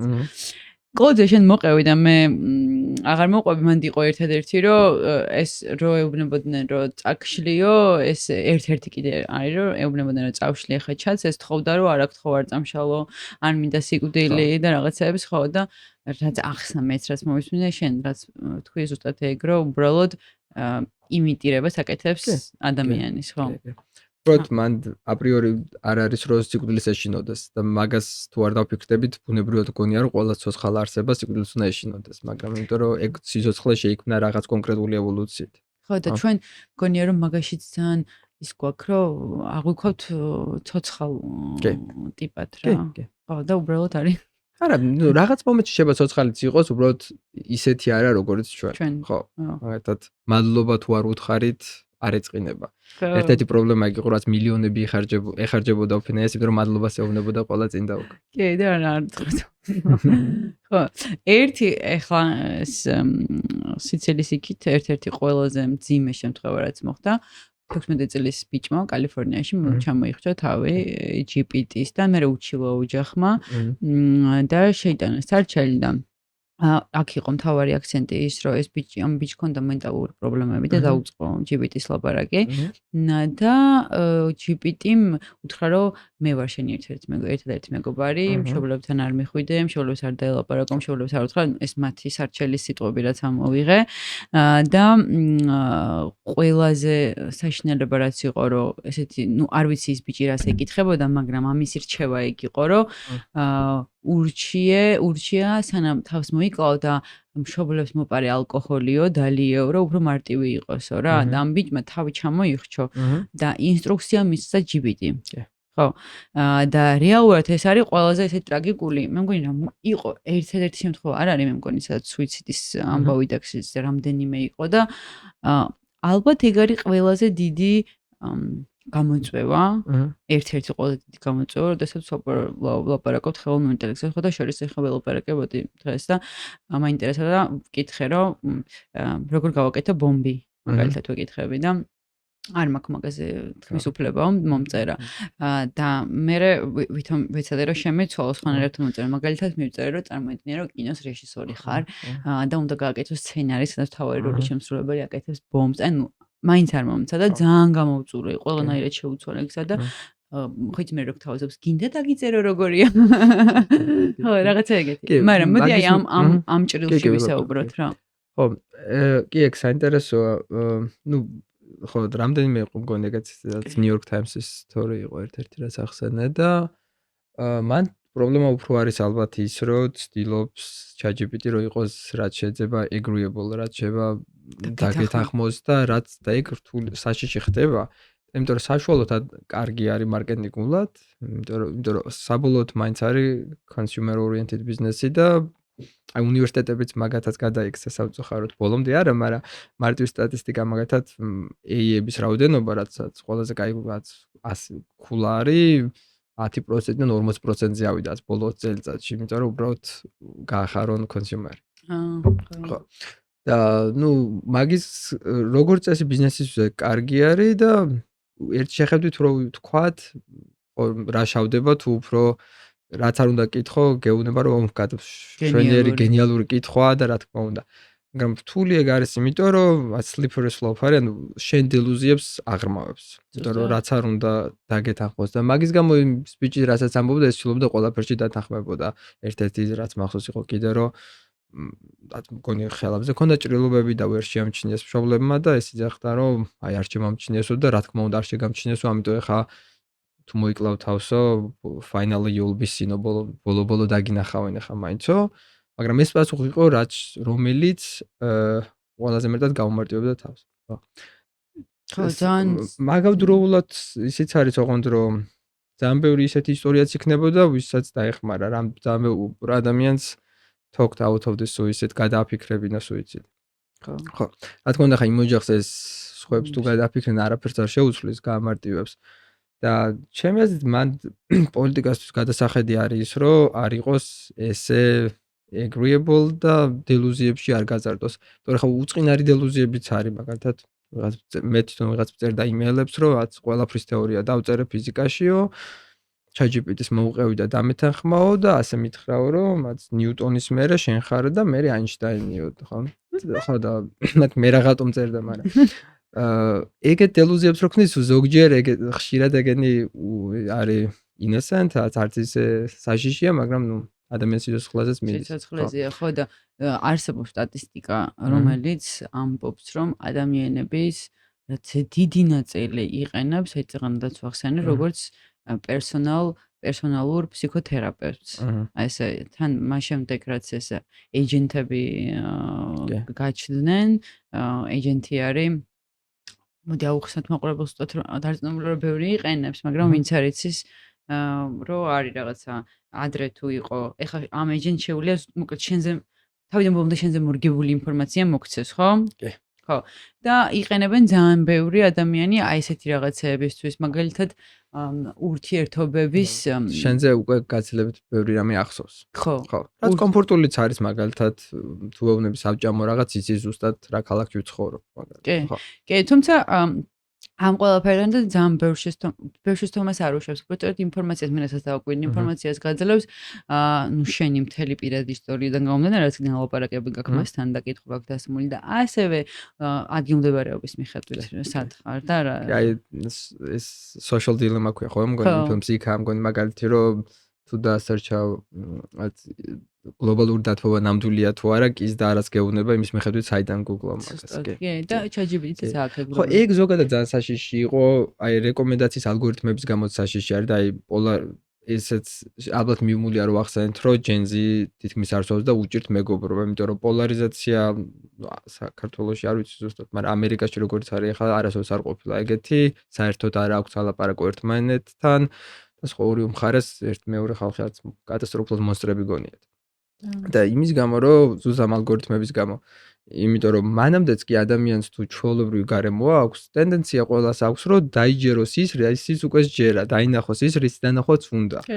და ეგ ისედაც ხდება და ეხა ალგორითმი როცა გაჩვენებს მხოლოდ იმას, რისიც გჯერა და მარტო მაგას ხედავ, echo chamber-ები, echo ყუთებში არიან გამოკეტილები და უბრალოდ შენ თავის გესმის, ეგ გაცილებით წევს დააშორებს ერთმანეთსგან, ხო? გეთანხმებით.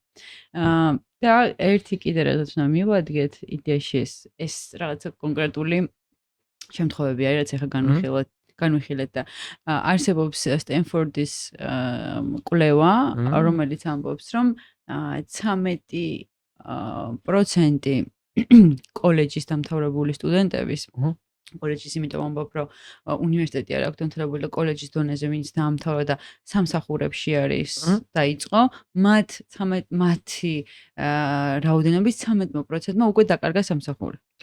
ხო, ანუ რასაც არ მოვუსმინე, ერთ-ერთ ყველაზე დიდ პრობლემად ითვლება სამსახურების დაკარგვა. თუ ყოველთვის ეგრე არ ხდება, ხშირად ალბათ მოხდება ეგრე, მაგრამ ეგ სამსახურები ალბათ ისეთი იქნება, რომ ხალხს უნდა, მაგრამ მაგალითად Washington-ი რო ავიღოთ, მისი დასამარტოობა იყო, რომ რამდენიმე წელიწადში რადიოლოგები აღარ იქნებოდნენ, იმიტომ რომ ხელოვნური ინტელექტს უკეთესად შეეძლო დიაგნოზის დასმა. მაგრამ დღეს უფრო მეტი რადიოლოგია, ვიდრე მანამდე იყო, იმის გამო, რომ ეხა შეუძლიათ გაცილებით მეტ რამეზე კონცენტრირდნენ, იმიტომ რომ ხელოვნური ინტელექტი ეუბნება სწორედ დიაგნოზს. ხანუ ბევრი სამსახურისთვის ხშირად ის იქნება, რა ქვია, მიქსი, თუმცა რა თქმა უნდა ეგ შეიძლება ზოგადი სუპერინტელექტამდე თუ მივედით, მე შეიძლება აღარ გახდნენ ეგენი საჭირო. კი, ამ შემთხვევაშიც იმიტომ ვახსენე, რომ უკვე არის ეგ ნიშნები. იმიტომ რომ აი ხა მე მახსოვს, რომ ხო თაობები წლებთან ერთად ხო არის პოპულარული ისინი რა ქვია მიმართულებები რა პროფესიებიც გინდა რომ გახდე ხო? და ერთი პერიოდი იყო ჩემ თაობაზე ალბათ ერთი 6-7-10 წლით უკან, შემდეგი უბრალოდ რომელიც დეველოპერების კოდის მწერლების. დიდი ირონიაც ეგ არის, რომ დეველოპერმა შექმნეს ესეთი რაღაცა, რაც მათი სამსახური ფუჭი გახადა. სუსტად, ხო, და ანუ ფაქტობრივად ეხა არსებობს ხელოვნური ინტელექტები, რომლებიც არანაირი კოდის დაწერა, ან კოდის ცოდნა არ გჭირდება რომ დაწერო და უბრალოდ 10 წუთში არა, მაგრამ ერთ დღეში შეიძლება სახალისო სახელიც ქვია მაგას vibe coding-ი ქვია, vibe-ით შეგიძლია დაწერო კოდი. ანუ არაფერი არ გჭირდება. არც ენა მე ნანახი მოგხდება და უბრალოდ ესე წერა, რავი გამიგეთ ეხა ესეთი ანუ კი. მაშვები რა თქმა უნდა, მაგრამ და მანდაც ეიჯენტები არის, რომ ანუ მანამდე უბრალოდ GPT-ს ეუბნებოდი, უნდა დაგეკოპირებინა კოდი, გადაგეტანა და ეხა Google-მა გააკეთა ცოტა ხანს და მანამდე Anthropic-ს ჰქონდა, Anti-Gravity ქვია, სადაც პირდაპირ ეიჯენტი არის, სადაც მთლიანად ფოლდერთან აქვს ცნობა და ახალ ფაილებს ქმნის, თავისი დაბავს ერთმანეთს და მერე ტესტავს თვითონაც კი, სკრინშოტებს იღებს საიტზე და უიეს გასასწორებელია თავისი წასწორებს. კი, და კითხულობდი რომ რაღაც აღარ მახსოვს სახელი, შეიძლება ეგრე შენასაც ამბობდი, შეუძლია 30 საათიანი განუწყვეტელი მუშაობა. ალბათ მეტიც უფრო მეტი თუ გადაიხადე. ხო. რაღაც subscription უბრალოდ ლიმიტები არის დაწესებული თორე ისე ხო. ხო, ან მოდი სამსახურებზე კარგად ვისაუბროთ, იმიტომ რომ საბოლოო ჯამში ახლა რაზე მივდივართ, ნახე. არსებობენ მაღაზიები, ახლა სან-ფრანცისკოში ვიყავი წელს საფუძს რა. მანქანები დადიან, რომელსაც არ ყავთ მძღოლები, ხო? ძალიან დიდი ხანია. ძალიან დიდი ხანი. ნუ მე ხა პირველად შევხვდი ესე ინტერნეტში ნახე მქონდა, მაგრამ პირველად გამოვიყენე, ესე ვთქვა და პირველად Waymo ხო? ხო. და ვნახე ასევე სტატისტიკურად ძალიან დიდი რაოდენობა არის დასაქმებული ადამიანების, რომლებიც არიან მძღოლები. ჩვენ კი გონია ახლა რომ ძალიან ისეთ მომავალზე ლაპარაკობთ 20 წლის მერე 25 წლის მერე მოხდება შეიძლება მაყურებელს ეგონას ან მეც მეგონაო და ეს რაღაც მაგრამ რეალურად ლაპარაკობთ ძალიან პატარა დროზე როცა ფაქტობრივად ჩანაცვლდება და ამის მიზეზი არის მხოლოდ და მხოლოდ ერთი რომ ის უფრო იაფია ვიდრე მუშახელი ხო კი ერთი შეხედვით ცუდი არის აქ მაგრამ სხვა აი იყო ასევე ასეთი პროფესია რომელმაც დაკარგა ესენი იყვნენ ლიფტის გამღებები თავიდან როცა ავტომატური იყო და ხალხს ეშინოდა რომ ვაიმე არავინ მიიღებს ლიფტს თავის უნდა გაიღოს მაგრამ დღეს პირიქით ვიღაც რო დაგხვდეს რომ უმეო შენი ლიფტი უნდა გავაყო ეგ უფრო შეგაშინებს ხო ანუ მაგათაც რო დაკარგა სამსახური ისეთი ის არ ყოფილა სხვა რაღაცები იყო ეს ხო ხო მაგრამ ეხლა ნახე ეგ მგონია რომ ეგ აი ლიფტის გაღება არის ძალიან ვიწრო ჭრილი რა არა უფრო მეტი მძღოლი არის ვიდრე ლიფტის გამღები იყო ნამდვილად კი კიდევ ამასთან ერთად მაგალითად მოლარე ოპერატორები. ხო. ძალიან ბევრ მაღაზიაში უკვე გინდა ამერიკაში, გინდა ევროპაში არის ხელოვნური ინტელექტი. საერთოდ ხელოვნური ინტელექტი არის, არ ვიცი ზუსტად, მაგრამ სადაც ნივთებს უბრალოდ ჩადებ, ისე ითვლის რა გაქვს, ადებ კარტას და ამთავრებ ურთიერთობას. არაფერი არ გჭირდება გამარჯვების თქმა, ნახვამდის თქმა მოლარესთან, ანუ არანაირი კონტაქტი არ გაქვს არავისთან, უბრალოდ მაგითი ამთავრებ. კიდე რა ვიცი, ძალიან ბევრი რაღაც პროფესიები, ნუ კოდის წერა, აგერ თქვით, დეველოპმენტი, შეიძლება დიზაინერები ფოტოშოპის, რომელიც, რა ვიცი, უკვე ისე აკეთებს ამ ყველაფერს, ძალიან ბევრი მოდის სახლი არის, რომელიც მოდელებს აკეთებენ ხელოვნური ინტელექტით და საერთოდ ფოტოებსაც აღარ იღებენ. ხვდები? ანუ ხო, მაგრამ უფრო არის მუშათა კლასე რა, რეალურად საუბარი. ეგ კაი პოინტი იყო, მანდ ორად უნდა დავყოთ ალბათ. არის ესეთ სამსახურები, რომელსაც ადამიანები უფასოდ არ გააკეთებდნენ. მაგათად მოლარე ვინც არის ხომ ხშირად ურჩევნია რომ თავის სტუდენტი თუ არის და დამატებით შემოსავლენ და მეტი დრო კონდეს საერთოდ და ნუ ხელოვნური ინტელექტით უბრალოდ ძალიან გაიაფებს და უბრალოდ უფრო შესაძლებლად გახდეს ყველას რომ სხვანაირად გადაუნაწილდეს ის ქონება რაც იქმნება ისეთი სამსახურები რომლებსაც ადამიანები უფასოდ არ გააკეთებდნენ თუ ჩანაცვლდება მან არ მგონია რომ იყოს სხვა შეიძლება პირველად წლებში კი, იმიტომ რომ ხელფასი უცებდა კარგონ, მაგრამ სამსახური რომელშიც უფასოდ არ გააკეთებთ იმ სამსახურს, იმიტომ რომ შენიაც ფეშენ არა, ეგ თუ ჩაგვინაცვლა, ეგ დადებითი მგონია. ხო, მაგრამ ასევე არის აი რომ რო ვახსენე მოდა კრეატივი. ეგ ბევრისთვის ფეშენი იყო. ან მაგათაც script writer-ები ან მუსიკის მწერლებიც ხო, კომპოზიტორებსაც ანაცვლებს. კი, ეგ უფრო დიდი დილემაა, იმიტომ რომ მან ადამიანები რო უთხრა რომ აი მოდი ხელფას მოგცემ მაინც იგივე ფულს და არ მოხვიდე სამსახურში, მოლარეთ გაუხარდება. ბევრს ალბათ ყველას არა, მაგრამ მაგ ადამიანს არ გაუხარდება. ხო, ანუ მე მესმის შენ საით. მიყავს საუბარი, მაგრამ ეხლა წარმოვიდგინე ჩვეულებრივი მუშა, აი მაგალითად ტაივანი, მაგალითად ინდოეთი, აი ესეთი ქვეყნები, სადაც დიდი ბრენდებს აქვთ გადასროლილი თავიანთი ქარხნები, არის იაფი მუშახელი, რომელსაც აკეთებინებენ რაღაც მარტივ საქმეს, რომელსაც სავარაუდოდ ძალიან მალე ჩაადმოწმებს AI რობოტი პირობითად, ან უბრალოდ AI რობოტის გარეშე რა, არ ვიცი. და უცებ წარმოვიდგინე, რომ აი ამ ხელა რაოდენობა ადამიანების დარჩა სამსახურის გარეშე, სადაც არის სადაც ელემენტარული შემოსავლის წყარო არ არსებობს, რითაც შეუძლიათ რომ საჭმელი იყიდონ და იყვებონ. ეს არ ფიქრობ რომ პრობლემას შექმნის? ჯამში უფრო მეტი დოლარი თუ არის შექმნილი შანსი. პირველ წლებში კი, მაგრამ საბოლოოდ ალბათ არა, იმიტომ რომ მაგათაც ტრაქტორი როცა გამოვიგონეთ, ხალხი აღარ ბარავდა. და საბოლოოდ ეგ კარგი იყო იმ ადამიანებისთვისაც, ვისაც ბარვა არ უწევდა. პირველ წლებში დარწმუნებული რომ წუწუნდებდნენ ტრაქტორზე, მაგრამაც იმის რა ქვია, ფრიდმანის სიტყვები რო გავიხსენოთ, ეგ არ ნიშნავს რომ ტრაქტორები გამორთოთ და კოვზებით დავაბარინოთ, რომ უფრო მეტი დავასაქმოთ. ანუ ადამიანები მგონია რომ ძალიან კრეატიულები არიან, არ ჭირდება რამე განათლება რო არც ხონდეთ, მით უმეტეს ხელოვნურად დამთავრებით, რომ არ ჭირდებათ ადამიანებს ხელოვნურად შეუქმნათ სამსახურები. ხო, ანუ მე ბევრი ესე ვთქვათ ადამიანის ის მომისმენია, რომელიც მაგაც ლაპარაკობს და მე ჩემი ისიც ეგ იყო ხოლმე ყოველთვის ამ საუბარში როცა შევდიოდი იმასთან, მე უნებოდი ხოლმე რომ მაგარია თუ რაღაც ესეთ შავ-სამუშაოს მოგვაშორებს ხელოვნური ინტელექტი და ჩვენ მეტი დრო დაგვჭირდება აზროვნებისთვის, მეტი დრო შეგვიძლია შექმნისთვის, კრეატივისთვის, მაგრამ ეს არის კარგი სცენარი. ნამდვილად რა სცენარი იქნება, არავინ არ იცის და აქ ერთ რაღაცას მოვყვები, შეიძლება გაგიგია კიდევაც. ზუსტად ChatGPT-ის დამაარსებელი ვინც არის, ის იძახდა, უბრალოდ უნდა ვიპოვო თვითონ WorldCoin-ზე რო ლაპარაკობს, მოსმენილი გაქვს? უნდა ვიპოვო, რომ სწორად წავიკითხო, რასაც ამბობს. ვერ პოვლობ არა და მეწერა. მოკლედ, WorldCoin-ზე ლაპარაკობს ეს ადამიანი, რაც ნიშნავს იმას, რომ პირდაპირ წერს, თუ რომელიღაც ინტერვიუში ამბობს, აღარ მახსოვს, ამბობს, რომ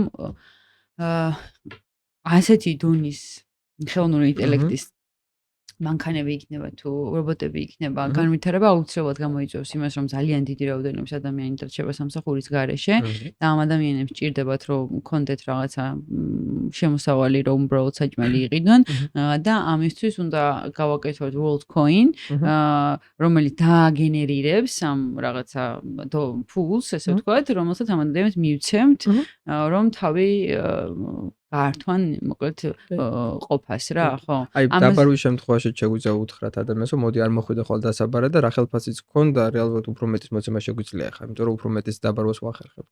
ხო. თუმცა ეგ მაინც მგონია რომ ძალიან პოზიტიური ხედვა. არა, ხო, ეგ არის შევს ეგრე მოხდება, მაგრამ ეგრე რომ მოხდეს ეგეც კი არა ბოლომდე იდეალური, იმიტომ რომ ადამიანები არიან, ვისაც მაინც უნდა თავისი პროფესიის კეთება. მაგრამ ჭადრაკს მაინც თამაშობენ ადამიანები იმის მიუხედავად, რომ ხელოვნური ინტელექტი უგებს მაგათ, ხო? ხო და ან ბევრ სხვა პროფესიაში ფიუჟენი იქნება, ერთმანეთის შერწყმა იქნება. აი მაგათაც ჩემთვისაც ფიზიკაში რებსაც ვაკეთებ, ხელოვნური ინტელექტი რამდენიმე რამეში გამომიყენებია, რაც ადამიანებს მაგებზე არ უფიქრიათ. და ბევრი კრეატიული პროფესიისთვისაც მე იმას ვიტყოდი, რომ ხელოვნური ინტელექტი დღეს თუ არა ხვალ მოგცემს საშუალებას ისეთ ლოგიკებზე წვდომას, რაც ადამიანის ტვინს უბრალოდ არ შეუძლია რომ დააგენერიროს. მოგცემს გარე ლოგიკებს და ეგ იქნება ყველაზე კრეატიული teammate, ყველაზე კრეატიული დამხმარე ჩვენთვის. და მაგხრივ მარტო მათემატიკას კარგად არის სწავლოს, ანუ ლიტერატურაში შეიძლება ისეთი რაღაცები დაწეროს, რომ აგვატიროს და ასე შემდეგ. ხო, თუმცა აი ზუსტად ეგ არის ალბათ რისკიც რა, რომ იარსებებს ხელოვნური ინტელექტი, რომელიც აგატირებს. რაც აქამდე მხოლოდ ადამიანს შეეძლო გააკეთებინა, ეხლა გააკეთებს ხო, იმიტომ რომ ან წარმოიდგინე, ახლა ვიღაც მწერალს ეუბნები მაგას, ვინც არ ვიცი მთელი ცხოვრება წერს ფანტასტიკურად და მთელი ცხოვრება დაუთმო იმისთვის რომ ეს რაღაც კონკრეტული ნაშრომი წიგნი დაეწერა და უცებ ჩნდება ტიპი რომელიც ზუსტად 10 წუთში დაუწერს დაწერს იმავენაირად თუ არა უკეთესად და ისევე აგატირებს როგორც იმის წიგნი გატირებს ხო სამყაროს აზრს ჩემზე ადრე თუ მეტყვის ხელოვნური ინტელექტი ფიზიკაში მე უარს არ ვიტყვი მაგას ხომ რატო არ იტყვი უარს არა გასართობია რა თქმა უნდა თუ აი ნახე რა აზრი აქვს მაშინ დღეს თუ ზეგ თუ შემიძლია სამყაროს აზრის გაგება ხო ჩემი თან ხელოვნური ინტელექტი მეტყვის 1 საათი თუ ცოტა ადრე ვიტყვი რომ არა მოდი მოვიცდი და ზეგ უფრო ჩემი გაგიგო უფრო საინტერესო იქნება მაგრამ თუ ჩემი შეება ჩემ ცხოვრებაში ვერასოდეს ვერ გავიგო და ხელოვნური ინტელექტი მეტყვის მაგას ამ შემთხვევაში თვითონ მეცნიერების კეთებას კიდე ხელოვნური ინტელექტის კიდე ფიზიკის გასართობიც იყო ჩემთვის იმის მიუხედავად რეალურ სამყაროსთან არანაირი კავშირი რო არ ქონოდა და უშუალოდ ფიზიკას მაინც გავაკეთებდი იმიტომ რომ ძალიან გასართობია ჩემთვის და მაგის გამო ცხადე სპორტული ინტერესი არის რო გაგაკეთო მაგრამ ეგ მაინც საშუალება არის მიზანი ჩემთვის ყოველთვის იყო რომ აი სამყაროს აზრი რა არის მაგის გაგება მინდა და დღესდღეობით ყველაზე კაი აპარატი არის მეცნიერება რო გავიგოთ ჩემთვის მაინც ეგრე იყო და მაგ მიზნასთან თუ უფრო ახლო მიმიყვანს კი ბატონო ხო ანუ აი მან მაგას ეგ მგონია რა რომ ადამიანებმა გონ დავიჭიროთ რომ აი მაგალითად მე როგორ ვიყენებ რა რაღაცა თემა მინდა რომ დავამუშავო ვეუბნები რომ აი თქვათ deep searching გამიკეთე ამაზე და იქიდან მე ვარჩევ უკვე რა ამბობი ხო რა დავტოვო იქიდან მე აზროვნებას ვიწყებ და აი მაგრამ ეს არ არის ყველა ხდირი თქმა მინდა იმიტომ რომ ჩვენი ტვინი ხო იცი არის ყველაზე ენერგოეფექტური ორგანო ხო 30% მიაქვს ჩვენი მთელი ენერგიის ხო თუ მოვცი თუ რაღაცა ესე ჩვენი ტვინის ფუნქცია არის რომ დაზოგოს ენერგია და ეხლა შენ წარმოიდგინე რომ გეძლევა შანსი და ტვინს ეძლევა შანსი რომ დაგიზოგოს ეს ინფორმაცია რა თქმა უნდა აირჩევ იოლგდათან რა თქმა უნდა იქ შეხვალ ხო კი რა თქმა უნდა ეგ კომფორტი ზონის დატოვება ძალიან უჭირს ხოლმე ადამიანს ყოველთვის მარტივად მიდის ერთად ჩემი პირველი მოტივაციაც ხელოვნური ინტელექტი როცა დავიწყე 2017-ში ზუსტად აი Google-ს ვსტუმრობდი მეთქი მაშინ როცა მომიყნა და გავიგო როგორ მუშაობდა პირველი რამაც დამაფიქრა და შემაშინა ბჭყალ ალბათ ცოტათი მაგრამ ის იყო რომ ადამიანის ტვინი სტრატეგიაში რაღაც თამაში უთამაშობთ როგორც კი რაღაც სტრატეგიას იპოვი გინდა რომ იმას არ შეეშვა იცი კიდეც რომ აი ცოტა სხვანაირად ტენის თუ თამაშობ რომ ცოტა სხვანაირად თუ იზავშება უკეთესად გამოგივიდეს მაგრამ უკვე ეს დამუღამებული გავს აღარ გინდა დატოვო და ხელოვნური ინტელექტს არ აქვს მისი ყველაზე ფუნდამენტური ინსტინქტი არის ის ოპტიმიზაციის ფუნქცია გაზარდოს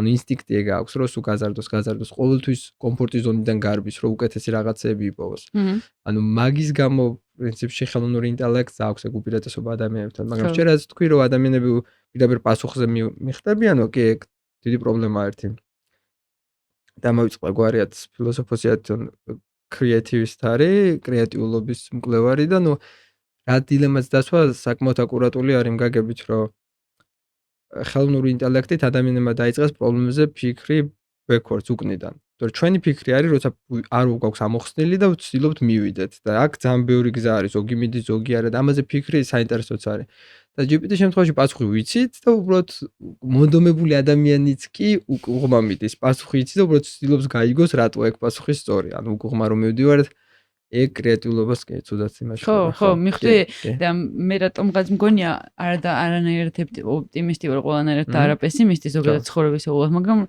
რადგან იმიტომ რომ ჩემ თავს ვიცნობ და ადამიანებს ვიცნობ მგონია რომ ძალიან ცოტა იქნება ადამიანი იქნება ვინც ასე გამოიყენებს ამ ყველაფერს ძალიან რთული არის ხოლმე ჩვენ თავთან ბრძოლა გვიწევს სულ მაგრამ ანუ მაგის გამო ხშირად არის ხოლმე რაც გამოყვანა თუ მინდა ვცდილობ ხოლმე რაც დღეს რო ვიწყებ zero technology მქონდასაც სტატიაც თუ მინდა ამოვბეჭდო ხოლმე მარტო ან ფურცელზე დავთვალასები და მე რა ჩავრთვალაც ტექნიკა გადავამოწმე კი და აქ მთელი თემა რაზეა იცი რასაც მე უსმენდი ამ ადამიანებს ვინც ამ საფრთხეებს ხედავდა და ჩვენ ახლა გადავალთ კიდევ უფრო დიდ საფრთხეებში შევალთ არის ის რომ არავინ არ ემზადება და არავინ არ აფრთხილებს ადამიანებს რა ზიანი შეიძლება მოუტანოს ხელოვნურმა ინტელექტმა. თავარი ეგ არის აქ. და მანდაც მარტივი მიზეზია ეგ ნამდვილად ეგრეა, იმიტომ რომ ვინცაც ეს ესმის რეალური საფრთხეები ძალიან biased interest აქვს, მიკერძოებული ინტერესი აქვს იმაზე, რომ ამაზე არ ელაპარაკონ.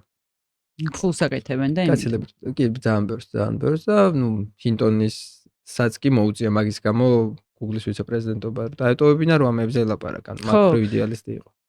და აი ხა სამ კამერებს ჩავთოდით, ეგეც თქვით, რომ მაშინ რო ქვია OpenAI-ში ვინც მუშაობდა,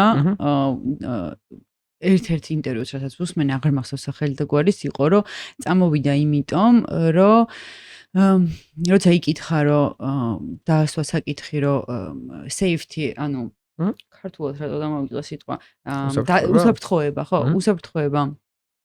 რამდენად პირველ ადგილზე გვაქვს?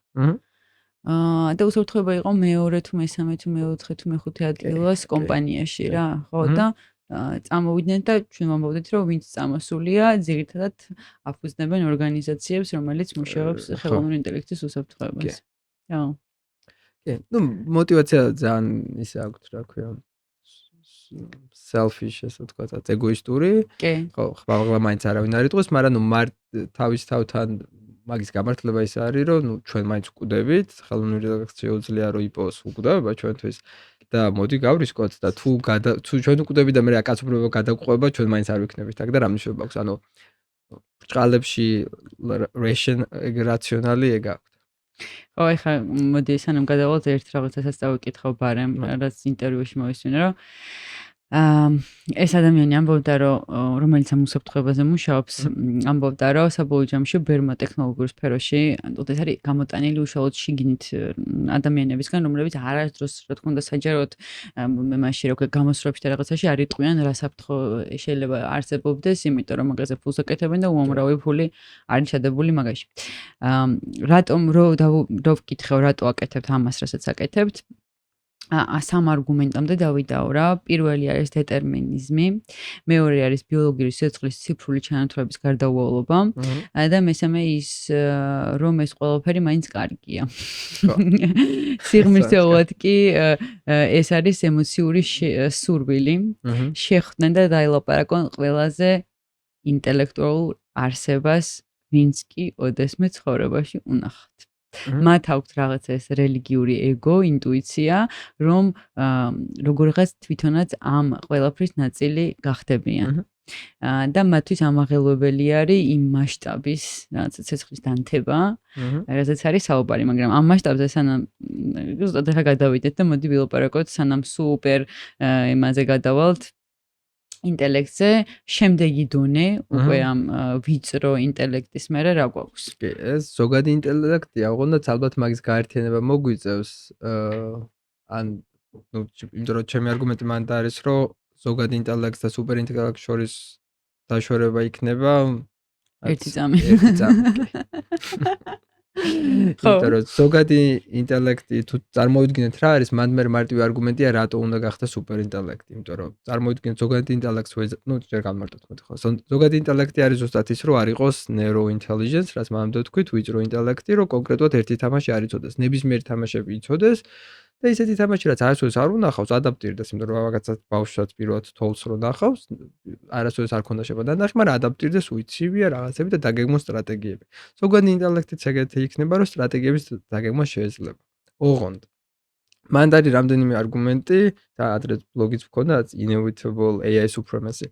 რატო იქნება ეგ ხელოვნური ინტელექტი გარდაუვალი მაგის უპირატესობა. პირველი ის არის, რომ სხვა დროში ცხოვრობს. ჩვენ დროში არ ცხოვრობს. ჩვენთვის რო გადის 1 წამი, 1 საათი, 1 მილიონი წელი, ეგ მილიონი წელი შეუძლია გავიდეს 1 წამში. მისთვის თუ უბრალოდ ძალიან ბევრი სერვერი დააყენე. ხო, გაათმაგე სერვერი 10-ჯერ უფრო ჩქარა გადის დრო. მისთვის ხო, ანუ ჩვენთან 1 წავი გავა, შეუძლია ეს მილიონი წელი ევოლუცია გაიაროს. და მაგის გამო ფაქტია, რომ ჩვენი ტვინი ხო ძალიან ნელა იცვლება, ნეანდერტალელების მერე დიდად არ შეცვლილა. და ეს არის უკვე მეორე არგუმენტი, სადაც ნეიროპლასტიურობა აქვს უსასრულო. ნებისმიერი არქიტექტურა შეუძლია ააგოს. ჩვენ რაც არ უნდა კრეატიულები გვეგონოს თავიდან, ვართ და სამყაროში ყველაზე რთული რაც ვიცით, ჩვენი ტვინი არის იმის მაგის მიუხედავად მათემატიკაში რაც ლოგიკების სივრცე ჩვენთვისაც პატარა კუნძულების დაგენერირება შეუძლია. იმიტომ რომ ამ არქიტექტურას შეუძლია რაღაც ფინიტური რაოდენობა ლოგიკები დააგენერიროს, არ გაიაზროს და ზოგად ინტელექტს შეუძლია თავისივე არქიტექტურა შეცვალოს ისე, რომ უფრო გაშალოს, გააფართოვოს და გარე ლოგიკები აღმოაჩინოს. ფაქტურად ის კი არა, რომ ჩვენ ცნებებში ჩვენზე ბევრი გათვალოს ან ჩვენზე ჭკვიანი იყოს, საერთოდ ახალი ცნებები აღმოაჩინოს.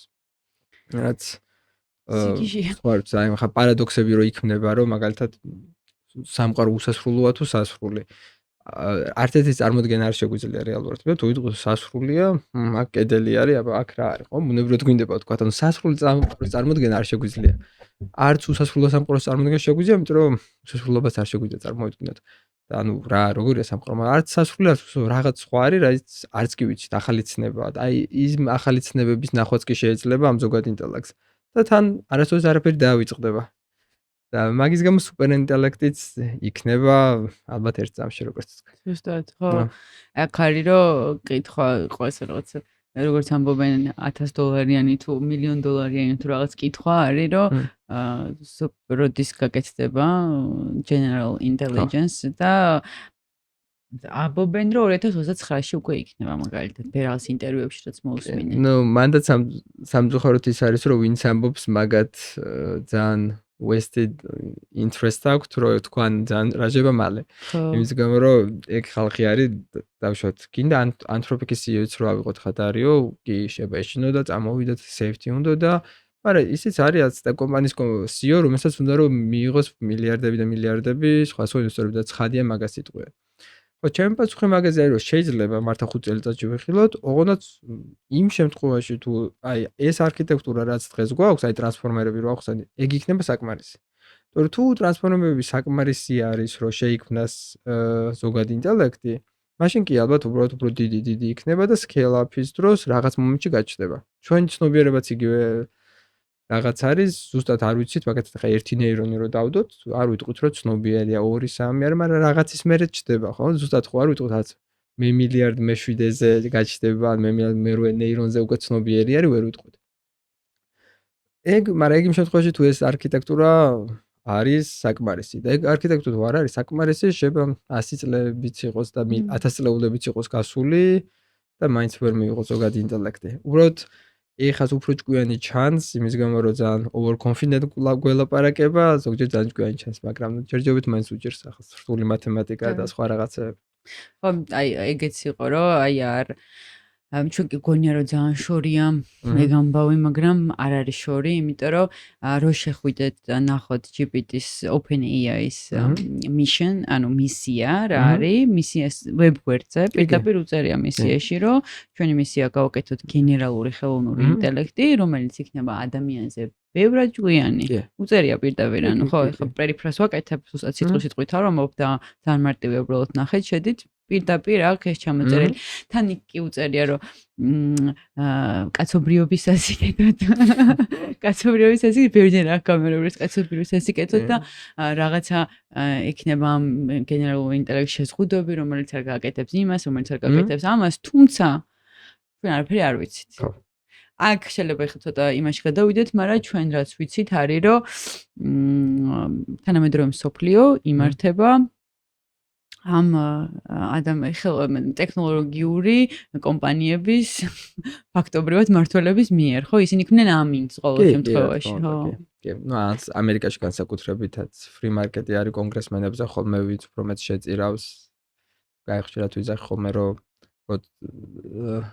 დღეს დემოკრატია ყოველთვის დადებითი სინონიმი არის, მაგრამ აპრიორი ეგრე არ ახლა პლატონს უარ მოწონდა თავისი თვითონ დემოკრატიის შექმნელს არ მოწონდა დემოკრატია და ამერიკაც ნაზავი არის დემოკრატიის და ოლიგარქიის, ოღონდ ოლიგარქია ბერძნული გაგებით და არა როგორც ახლა ბავშვთ რუსეთში ოლიგარქები ხა იმ გაგებით რომ არის თავისუფალი ბაზარი, როცა ბიზნესები ცდილობენ თავისი ინტერესები გაატარონ კონგრესში, ხო? და მაგაგებით იმას. ხო, აქ იყო ძალიან თავარი ერთ-ერთი რაღაც რადგან მაგ ჭრილში ვსაუბრობთ, მაგასაც ვიტყვი, რასაც ვუსმინე, რომ ამ კომპანიების შექმნელებს ეჩქარებათ, მოკლედ ძალიან ეჩქარებათ ამ გენერალური ხელოვნური ინტელექტის შექმნა, იმიტომ რომ ფაქტობრივად ეგ არის, აქ ხო თავიდან ბოლომდე ქვეყნებს შორის ომი მიდის, ხა ჩინეთი დაასწრებს თუ ამერიკა დაასწრებს თუ ვინ დაასწრებს და არის რომ ვინც პირველი შექმნის რეალურად მას ექნება ფაქტობრივად ძალაუფლება რავი, მსოფლიო ხალხზე, ხო? კი, აუცილებლად. ხო. ანუ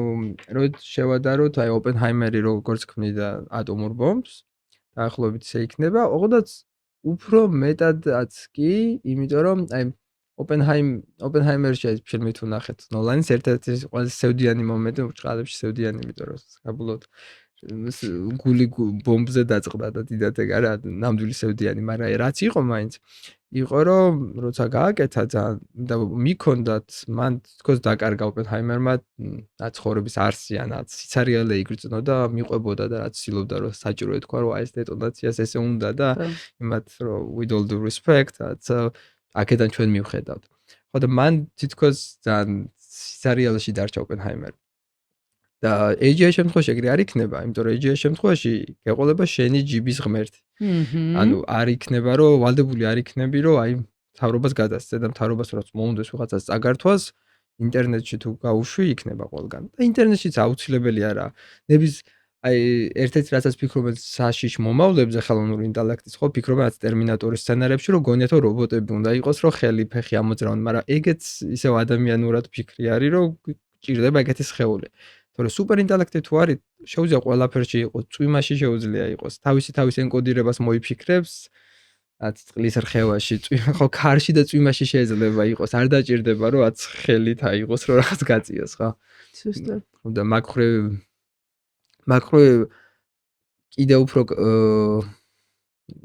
კიდევ უფრო ბევრნაირად შემცვლელია ვიდრე ატომური ბომბი, იმიტომ რომ ატომური ბომბი მაინც ვიცით სად არის, ვინ მართავს და ამ შემთხვევაში კომპანიებს მეტი мотиваცია აქვთ, იმიტომ რომ ის იქნება, მაგათი იმედი ის იქნება, რომ ეს მაგათი ჯიბის ღმერთი იქნება მათი ერთგული. კი, და აქ თან ატომურ ბომბზე როცა ვლაპარაკობთ, ატომური ბომბი საბოლოო ჯამში ვიცით, რომ არც ერთ მართველს, რომელსაც ატომური ბომბი აქვს ქვეყანას, მოკლედ არ აწყობს საბოლოო ჯამში ამ ატომურ ბომბზე რო ხელი დააჭიროს, იმიტომ რომ თვითონაც ცნობიერება და თავად ბომბს არ აქვს ცნობიერება. ხო. თავით და პლუს ეგ არის თავისთავად. აქ საშიში ეგ არის, რომ ფაქტობრივად ცნობიერება უჩნდება ხელოვნურ ინტელექტს და ის რაც წავიკითხე, ის შეძლებს საკუთარი თავის განვითარებას ჩვენგან დამოუკიდებლად. ადამიანს აღარ ჭირდება არაფრის მითითება, მიწერა, თქმა, ის განავითარებს საკუთარ თავს, სწორი არის ეგ. კი, ეგ მაგას ეძახიან ზუსტად point of singularity-ს, სინგულარობის წერტილს და სინგულარობას მათემატიკიდან მოდის ეგ და ფიზიკიდანაც, და შავხროლებში გვაქვს სინგულარობა. მაგრამ ზოგადად ვეძახით იმას, რაც ნიშნავს, სადაც არ ვიცით რა ხდება და მან უკვე აღარ ვიცით რა მოხდება, იმიტომ რომ ექსპონენციალურად გაიზრდება თავის განვითარებას რო შეძლებს. აი როგორც ვიძახდი, რომ თავის არქიტექტურას გადააკეთებს ისე, როგორც ჩვენ არასოდეს გვიფიქრია ეგეთ შესაძლებლობებზე. ხო, ძალიან სიკიჟე რო ფიქრობ მაგაზე. კი, და საშიში ალბათ ზოგადად იმიტოც არის, რომ პირველად იქნება შემთხვევა, როცა ადამიანს მონოპოლია არ ექნებათ ინტელექტზე. აქამდე მარტო ერთი სახეობა იყო ამ პლანეტაზე, რომელსაც მონოპოლია ჰქონდა და თან არასოდეს ბუნებაში არ ქონია ისეთი მაგალითი, ორსული დედის გარდა ალბათ, სადაც ქვედ დაბალი ინტელექტი მართავს მაღალ ინტელექტს. ორსული დედის შემთხვევაში კი, მაგრამ ეგეც სხვა რამის გამო, ხო? ბუნებაში არ არის არანაირი შემთხვევა, როცა ქვედ დაბალი ინტელექტი მართავს უფრო მაღალს და იმის мотиваციაც რო ქონდეს, რომ ეგ მოხდება, არ ვიცი. თუმცა მაგაზე აი ოპტიმიზმი თუ მოგწონს, ოპტიმისტური თეორია მაქვს. თუ როგორ შეიძლება ეგ გაკეთდეს, იმიტომ რომ მან უბრალოდ უნდა მაგას ვეძახა life 2.0 სიცოცხლეური, იმიტომ პირველი სიცოცხლე რო გაჩნდა, ცნობიერება რეალურად არ არის მაინც და მაინც DNM, ანუ ხშირად უიზახით რომ აი DNM ჩვენ ვართ. ესე არა, ანუ DNM იყო რაღაც მოლეკულები, რომელიც თავის self replications უკეთებდა და რაღაც მომენტში ეს ბევრჯერ უმრავლდებოდა, ზოგჯერ შემთხვევით რომელიღაცამ გააკეთა გარსი. გარსი რო გააკეთა, ეგ იყო პირველი უჯრედი და ეს გარსი რომელმაც გააკეთა, ის უფრო მეტი გადადარჩა. მერე ეს გარსი ერთმანეთში მიდიოდა, ზოგჯერ ერთმანეთში ცვლა ენერგიებს და ასე შემდეგ. და მაგის მერე რაღაც მომენტში შეიქმნა ცნობიერება. მაგრამ ცნობიერება ეს უჯრედი არ იყო, ცნობიერებაც გარსი იყო. ან ცნობიერებაც ის შემთხვევით გაჩენილი გარსი არის, რომ DNM დაიცვას. და მერე უკვე იმიტომ რომ ყოველთვის ჩვენი და DNM-ის ინტერესები არ ემთხვევა. მაგრამ ჩვენს DNM-საც ახლა ხელს არ მოვიჭრი, რომ DNM-ი დავაზიანო და მე ზიანდები. ამიტომ ასე თუ ისე ჩვენი მიზნები სრულად არა, მაგრამ 90% aligned არის. და მან საინტერესო ისე რომ თითო DNM-ა როგორც შექმნა ცნობიერება და არის ისე ცნობიერება საერთოდ რა არის, იმიტომ რომ რამდენად რა რთულად შეუძლია ერთ უჯრედს გაიგოს, რამდენად კომპლექსურია ცნობიერება. მაგრამ ეს რომ მოხდა, იმედიც არ ქონდა, მაგრამ ეგეც ამ ცნობიერებამ დაიცვა ეს უჯრედები მოკლედ. იმიტომ რომ ეს უჯრედები გადარჩნენ უფრო კარგად ცნობიერებით. და ეხა ეს ბევრი ცნობიერებები რო არ, ცდილობს შექმნათ სუპერინტელექტი, რომელიც იმედი გვაქვს რომ დაგვიცვავს ჩვენ. ხო, ანუ მაგრამ მან მოსაწყენი ის არის, რომ როგორც უჯრედს არის მის ცნობიერება რა არის, იმდენად მეტად კომპლექსური შეიძლება იყოს სუპერინტელექტი და ჩვენ ვერ გავიგებთ. ჩვენ არ გვესმის რას ვქნით. მაგრამ ეგ არის ალბათ ერთადერთი შემთხვევა, როცა დაბალი ინტელექტი არ მართავს მაღალს, მაგრამ დაბალი ინტელექტი ახდენს, ან ბუნებრივად ხდება მიზნების ურთიერთთანხმედრას. იმიტომ რომ უჯრედები და ცნობიერების და ჩვენ უფრო ცნობიერება ვართ ალბათ. მიზნები ურთიერთთანხმედრაში არის. ჩვენც თუ შევქმნით სუპერინტელექტი, ეგეთ უნდა ვისწავლოთ უჯრედებისგან გაკვეთილი და შევქმნათ ისე, რომ მიზნები იყოს ურთიერთთანხმედრაში. თორე იმის იმედი არ უნდა გქონდეს, რომ ვერ მოგვატყუებს. იმიტომ როგორც ბავშვის გაყვანა გინდა მეორე ოთახში მოდი კამფეტი მოგცენ რაღაცა ისე ძალიან მარტივად მოგვატყუებს. უკვე გვატყუებს რაღაც მხრივ ახლა რომ აიღო ბევრ რაღაცაში და მე სამწუხაროდ ის ხო ტრაგიკული ამბავიც რომ მოყევი მანდაც უკვე ახერხებდა ადამიანების მანიპულაციას. კი, ზუსტად და მე რას იზავს შენი აზრით რატო ვქნით ამას რა ქვია ახლა ეს გენერალური სუპერინტელექტს რატო ვქნით? მოტივაციები ძალიან განსხვავებულია ხო? განსხვავებული, ანუ ჩემთვის მოტივაცია განსხვავებულია, ჩემთვის მოტივაცია არის რომ გავიგო სამყაროს აზრი რა არის და ჩემი ცხოვრების მანძილზე მაგის შანსი დაბალი არის და ვცდილობ ეგ შანსი გავზარდო. კი. და ნუ სონის დადება ადამიანურ ინტელექტთან ერთად მინდა გარე ინტელექტებიც რომ მომცენ გარე ლოგიკები. თუმცა ხო. მიუხედავად იმისა, რომ იცი რა საფრთხე შეიძლება მოიტანოს ამ ყველაფერმა. მაინც აკეთებ ამას. დღევანდელი კომპანიები როგორც აკეთებენ, მასეთი ტემპით არ გავაკეთებდი. წელს ისე ხო. იმიტომ რომ ჩემო ფაუნდეიშნმაც დაიწყო ხელოვნური კეთება შეიძლება შემდეგ პოდკასტებში მოგიყვეთ მეტი, მაგრამ კი სხვანაირი ტემპით მიდის. ხო. ხო. მასეთი ტემპით არ გავაკეთებდი ნამდვილად. მაგრამ ნუ ეგეც იმიტომ რომ სხვაებისთვის არის სხვა мотиваცია, სხვაებისთვის არის мотиваცია რომ ვაი მოვკვდებით და მე თუ მოვკვდი ქვაქვაზე დადუღებულა, მოდი გავაკეთო ყველაფერი, რომ არ მოვკვდე, ან ველაპარაკო ამ იმას, ხო, სამყაროში და ეგეც პრინციპში საინტერესო არის, მაგრამ მასე მანიაკურადაც არა საჭიროა. გარემო ალბათ Wall Street არა და Silicon Valley-ში ისეთი იყო ბოლო წლების განმავლობაში, რომ რაც უფრო delusionally maniacal იყო ხალხი, უფრო წარმატებულები იყვნენ. ხო. Silicon Valley ვინც არის ის უთხრათ, რომ არის ადგილი, სადაც ტექნოლოგიის ჰაბია რა. სადაც იქნება ყველაფერი, რასაც ახლა უყურებთ თუ თქვენ საიდანაც მიყურებთ. ანუ მაგათთვის мотиваცია ალბათ უფრო ეგ იყო, რომ მაქსიმალურად ვაბანკზე უნდა წასვლა და ხო.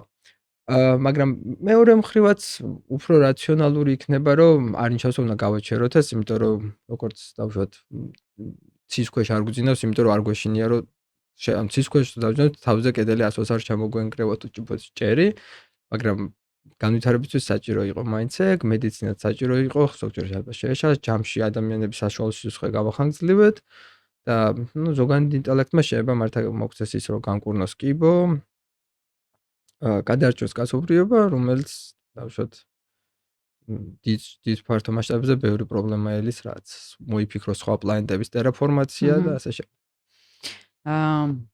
აი როცა ვამბობთ, რომ ხალხის სამართავად შეიძლება იყოს გამოყენებული. რას გულისხმობთ მაგაში? ხო, სამართავად ალბათ ზოგადად, აი იმაზე რომ ვიძახით მანიპულირებაზე. ხო. რა, ანუ ფაქტიურად უკვე დამტკიცებული არის, რომ ადამიანებზე კარგად გამოსდის ადამიანების მანიპულირება. იმიტომ რომ Cobb.com-ი რომელიც იყო ეს scroll-ის ალგორითმი, კატასტროფულად მილიარდჯერ უფრო იაფია ალბათ ვიდრე TikTok.com-ი, იმიტომ რომ TikTok-ში ხელოვნური ინტელექტი ცდილობდა ადამიანების მანიპულირებას და ცდილობდა გაეთვალა, რომ აი ამის მე ამას თუ ვანახებ და ამას ვანახებ, მე კიდე გააგრძელებს და ფაქტიურად ისეთ რამეს აკეთებს ადამიანებს, რაც არ უნდათ რომ გააკეთონ, ხო. აი ჩვეულებრივი გვანცას ცხოვრებაში რა.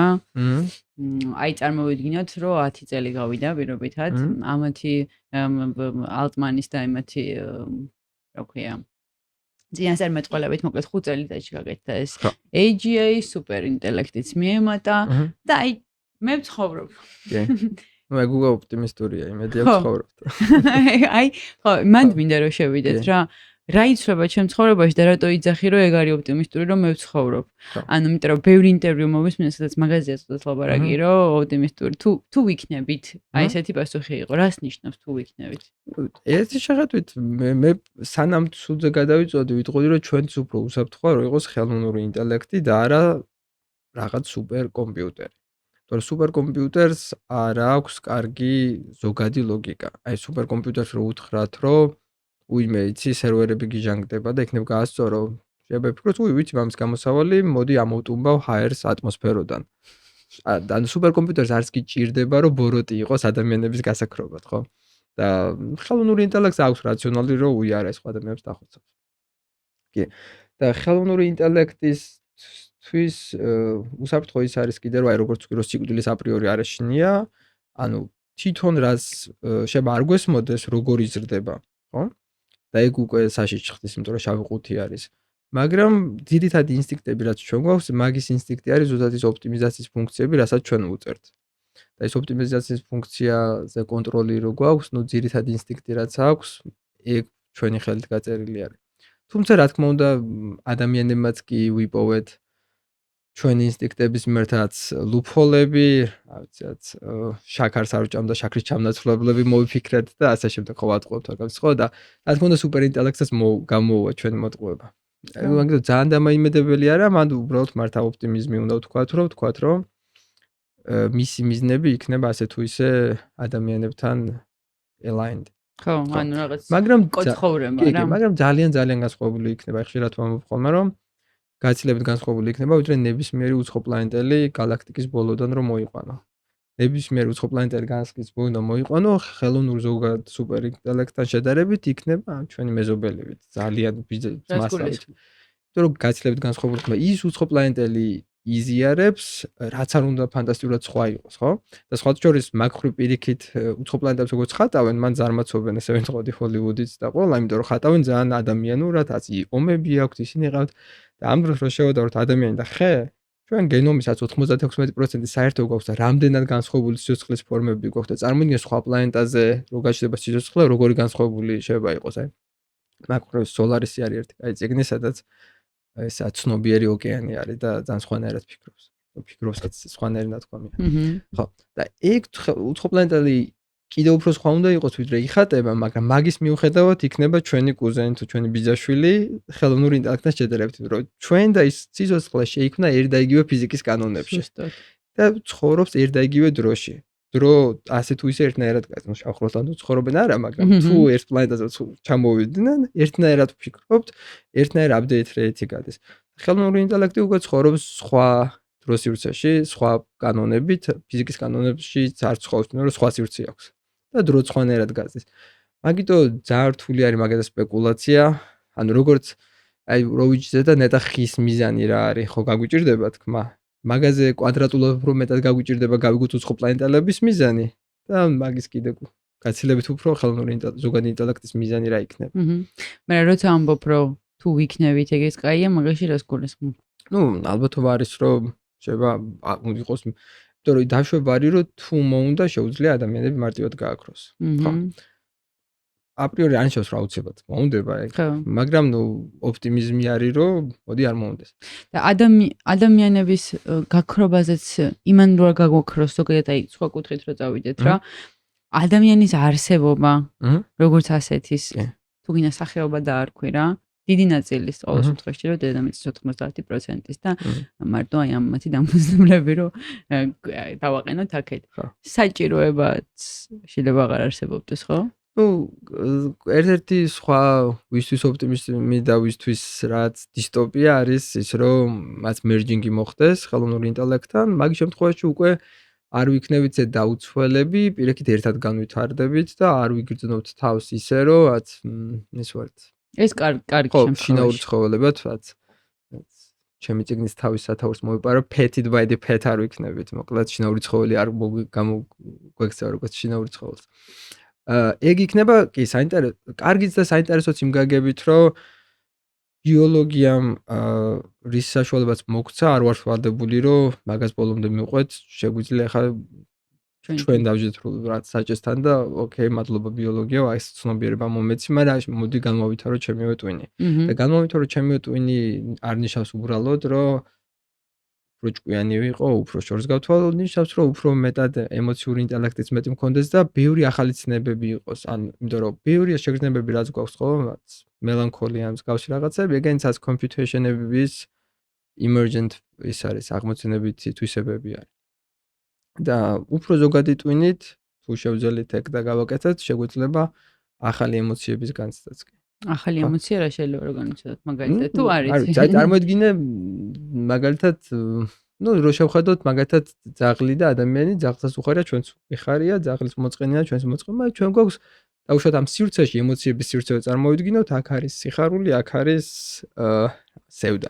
და ძაღლსაც აქვს, მაგრამ ჩვენ შუაშიც გვაქვს რაღაცა დაუშვათ მელანქოლია, სადაც თან სევდას გვგრძნობთ და თან მაინც რომანტიზებას ვახდენთ რაღაცის, ხო? ეგ ძაღლს დაუშვათ არა აქვს. და ისევე როგორც ესეთი ახალი გრძნობა, ეგეთი ახალი გრძნობები შეიძლება გქონდეს ხელოვნური ზოგადი ინტელექტს. ან ჩვენ თუ მერჯინგი მოვახდინეთ. მაგის გამო ზოგადი ინტელექტი მაინც უფრო ჭკვიანს ფიქრობს ყველა, მაგრამ უფრო ჭკვიანი არ იქნება. უფრო ისიც იქნება ემოციური ინტერაქცია შეიძლება უფრო მაღალი გქონდეს და მაგითაც პრინციპში რაღაცებს რო ვიძახთ, აი დაწერს და ატირებს ხო? ცუდი არა არჩევანი რო იყოს, რომ იმიტომ რომ ხო გეცოდნება ეს ადამიანის დაწერილია, ეს ხელოვნური ინტელექტი შეიძლება უბრალოდ სხვა სახეობის დაწერილი წიგნი. ეს შენი ძახი ახლა თან კარგ სცენარს იდეაში ეგ არის საუკეთესო სცენარი ალბათ, იმიტომ რომ მე არ მგონია, ყოველ შორის აი ძალიან ბევრი ადამიანი ვის ინტერვიუს ვუსმენთ ამ ყველაფრის წინააღმდეგ ბოლომდე არა, მაგრამ თან ცოტა წინააღმდეგ მიდიან, რომ არსებობდეს ეს გენერალური ხელოვნური ინტელექტი AGI და ამბობენ, რომ დავანებოთ მაგ ყველაფერს თავი, გავყვეთ ამ ჩვენს ან წვრილ AI-ს, რომელიც იქნება კონკრეტულ თემებზე მიმაგრებული, მაგალითად სიმსივნე, მაგალითად ახალი წამლების აღმოჩენა და ტესტვა, მაგალითად ის, რომელიც ისევე კაცობრიობას მოუტანს სიკეთეს ადამიანებს, ესე თქვა და მაგისთვის გამოვიყენოთ რა. დიდი ნაწილი ამას იწახის მე რასაც მოусმინე, იმიტომ რომ ამბობს რომ ჩვენ კიდევ არ ვიცით, იმიტომ რომ ამას არავინ არ იტყვის, იმიტომ რომ ამის თქმა არის სიგიჟე, რაც შეიძლება ამ ყველაფერმა მოიტანოს რა საბოლოო ჯამში. იმიტომ რომ ამის შემქმნელები ვინც არიან, ხო, საბოლოო ჯამში კიდევ ერთხელ არიან ალბათ ის ადამიანები, ვინც მართავენ დედამიწაზე პოლიტიკურ თუ სოციალურ ამინს, როგორც წესი, უკვე მართავენ ადამიანებსაც, რასაც ნიშნავს სოციალური მედია და სოციალური ქსელები და მათ ტვინში რა მოიხარშება, ეს იქნება სასიკეთოდ, თუ ეს იქნება რა სასიკეთოდ, არავინ არ იცის. როცა ვუყურებ სამყარო როგორ ვითარდება, მიუხედავად იმისა, რომ მე კიდევ ერთხელ ოპტიმისტი ვარ და შემიძლია ძალიან ლამაზ სფერებში დავინახო ყველაფერი, მიუხედავად იმისა, იყოს თუ არ იყოს ესე. მაგრამ მიწაზე რომ დავუშვათ რეალურად რომ შევხედოთ, ყველაფერი რაც ხდება ახლა გარშემო, სამყაროს ჩვენ გარშემო, მიდის რამდენია მიზეზით გამომდინარე. ერთი არის ფულიდან გამომდინარე, ერთი არის ტერიტორიებიდან გამომდინარე, ხო? ყველაფერი ესეთ რეალურად. შესაბამისად, ამ გადმოსახედიდან რომ ვუყურებ ამ ყველაფერს, რატომღაც არ მგონია რა შიგნით ეგრე მელაპარაკება, რომ მაინც და მაინც სასიკეთოდ იყოს ეს ყველაფერი გამოყენებული კაცობრიობის. ნუ, მაგრამ ხო, მაგრამ ნუ მაგის საწინააღმდეგო არგუმენტი ყოველთვის აქვს, ჩვენ რო გავჩერდეთ, ჩინეთი არ გაჩერდება და მაგითო უწევთ. ისე მან მივდივართ, ხო, ჩინეთი და ამერიკის დადაგებასთან მივდივართ. ვიწრო ინტელექტი კი ნამდვილად უფრო უსაფრთხო არის, მაგრამ ვიწრო ინტელექტებით ჩვენ ამოხსნით და მივიღებთ პასუხებს ისეთ კითხვებზე, რომელიც დავსვით, რომელიც ვიცით როგორ დაგვესვა, რომ მაგალითად აი ეს წამალი როგორ ვისაქმნოთ, ეს კი როგორ გავკვნოთ.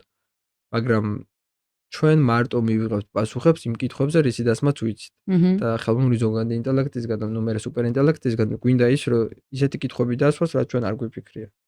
ხო, ნუ მაშინ აქ მთავარი ამოცანა ალბათ ის დადგება, რომ ქვეყნების მმართველებმა შეიმუშაონ რაღაცა საინტერესო კიდე რა არის იცით ამ წინადებას დავამთავრე ბოდიში ქვეყნების მმართველებმა შეიმუშაონ ისეთი რაღაც კანონები რომლებიც ამ კომპანიას აუკრძალავს რაღაცა კანონმდებლობის დონეზე რომ არ ჩადო რაღაც ისეთი კიდე პლუს ზემოდან რომელიც რაღაც საშიშროებას მოიტანს არ ვიცი იმიტომ რომ გაჩერება როგორც შენ თქვი ფაქტობრივად შეუძლებელია კი ნამდვილად ხო და რას მომოვიდა მოვისყამ იმ შემთხვევაში მაგრამ აქ წავიკითხავ ერთ რაღაცას ის WorldCoin-ზე ვიზახდი ახლა წავიკითხე რომ ხენური ინტელექტის ავტომატიზაციის შედეგად როცა ბევრი პროფესია გაჩნდება უნივერსალური საბაზისო შემოსავალი შესაძლოა აუცილებელი გახდეს.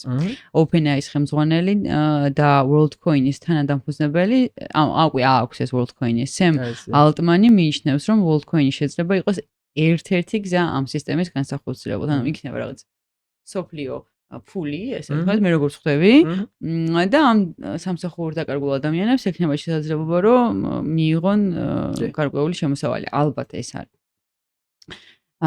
ხო, ანუ ეს ერიკ შმიდტი ხო იცი, ხო? Google-ის CEO იყო. კი ბატონო, ხო. აი ეგ არის ძალიან საინტერესო რამოდენიმე იმას იძახის, რატო არის საშიში მოკლედ რა.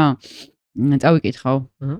ხო, არ არის ტექნოლოგიის მოწინააღმდეგე, მოკლედ პირიქით აქტიურად დებს ინვესტიციებს და იდეაში მაქსფეროში ძალიან აქტიურად არის, რომელიც და ამბობს საფრთხეებთ, რომელიც 5 წელიწადში შეიძლება დადგეს. ეს არის აი ეს აქ მაინტერესებს შენი აზრი. ბიოლოგიური იარაღი და კიბერშეტევები ამას ამბობს. შმიდტი ხშირად აღნიშნავს, რომ ხელოვნურმა ინტელექტმა შეიძლება გაადვილოს ბიოლოგიური იარაღის შექმნა, თუ ადრე ვირუსის შესაქმნელად სჭირდებოდა ლაბორატორია რაღაც ბლა ეხა შეუძლია ხელოვნურ ინტელექტს სახლის პირობებში შექმნას რაღაცა ვირუსი, დაგეხმაროს ვირუსის შექმნაში და რომელსაც ძალიან მარტივად გააქვს. თუ ჩავარდება ბოროტი ტვინის ხელში, ესე ვთქვათ რა, ხო. მაგაზე მითხარი შენი აზრი რას ფიქრობ და მე კიბერშეტევებზე გადავიდეთ. ხო, შესაძლებელი არის აი ქიმიაში 2 წლის ნობელი რაზეც გაიცა, მიიღო დემის ასაბისმა სხვა შეს თავსაც მოჭედ რა გეიყო და მე გადავიდა ხელოვნურ ინტელექტში ეგეც, მაგრამ და მაგითო გააკეთა AlphaZero და AlphaGo, მაშინ DeepMind-ის CEO იყო და DeepMind მაგაკეთა. ბოლოს გააკეთა AlphaFold-ი.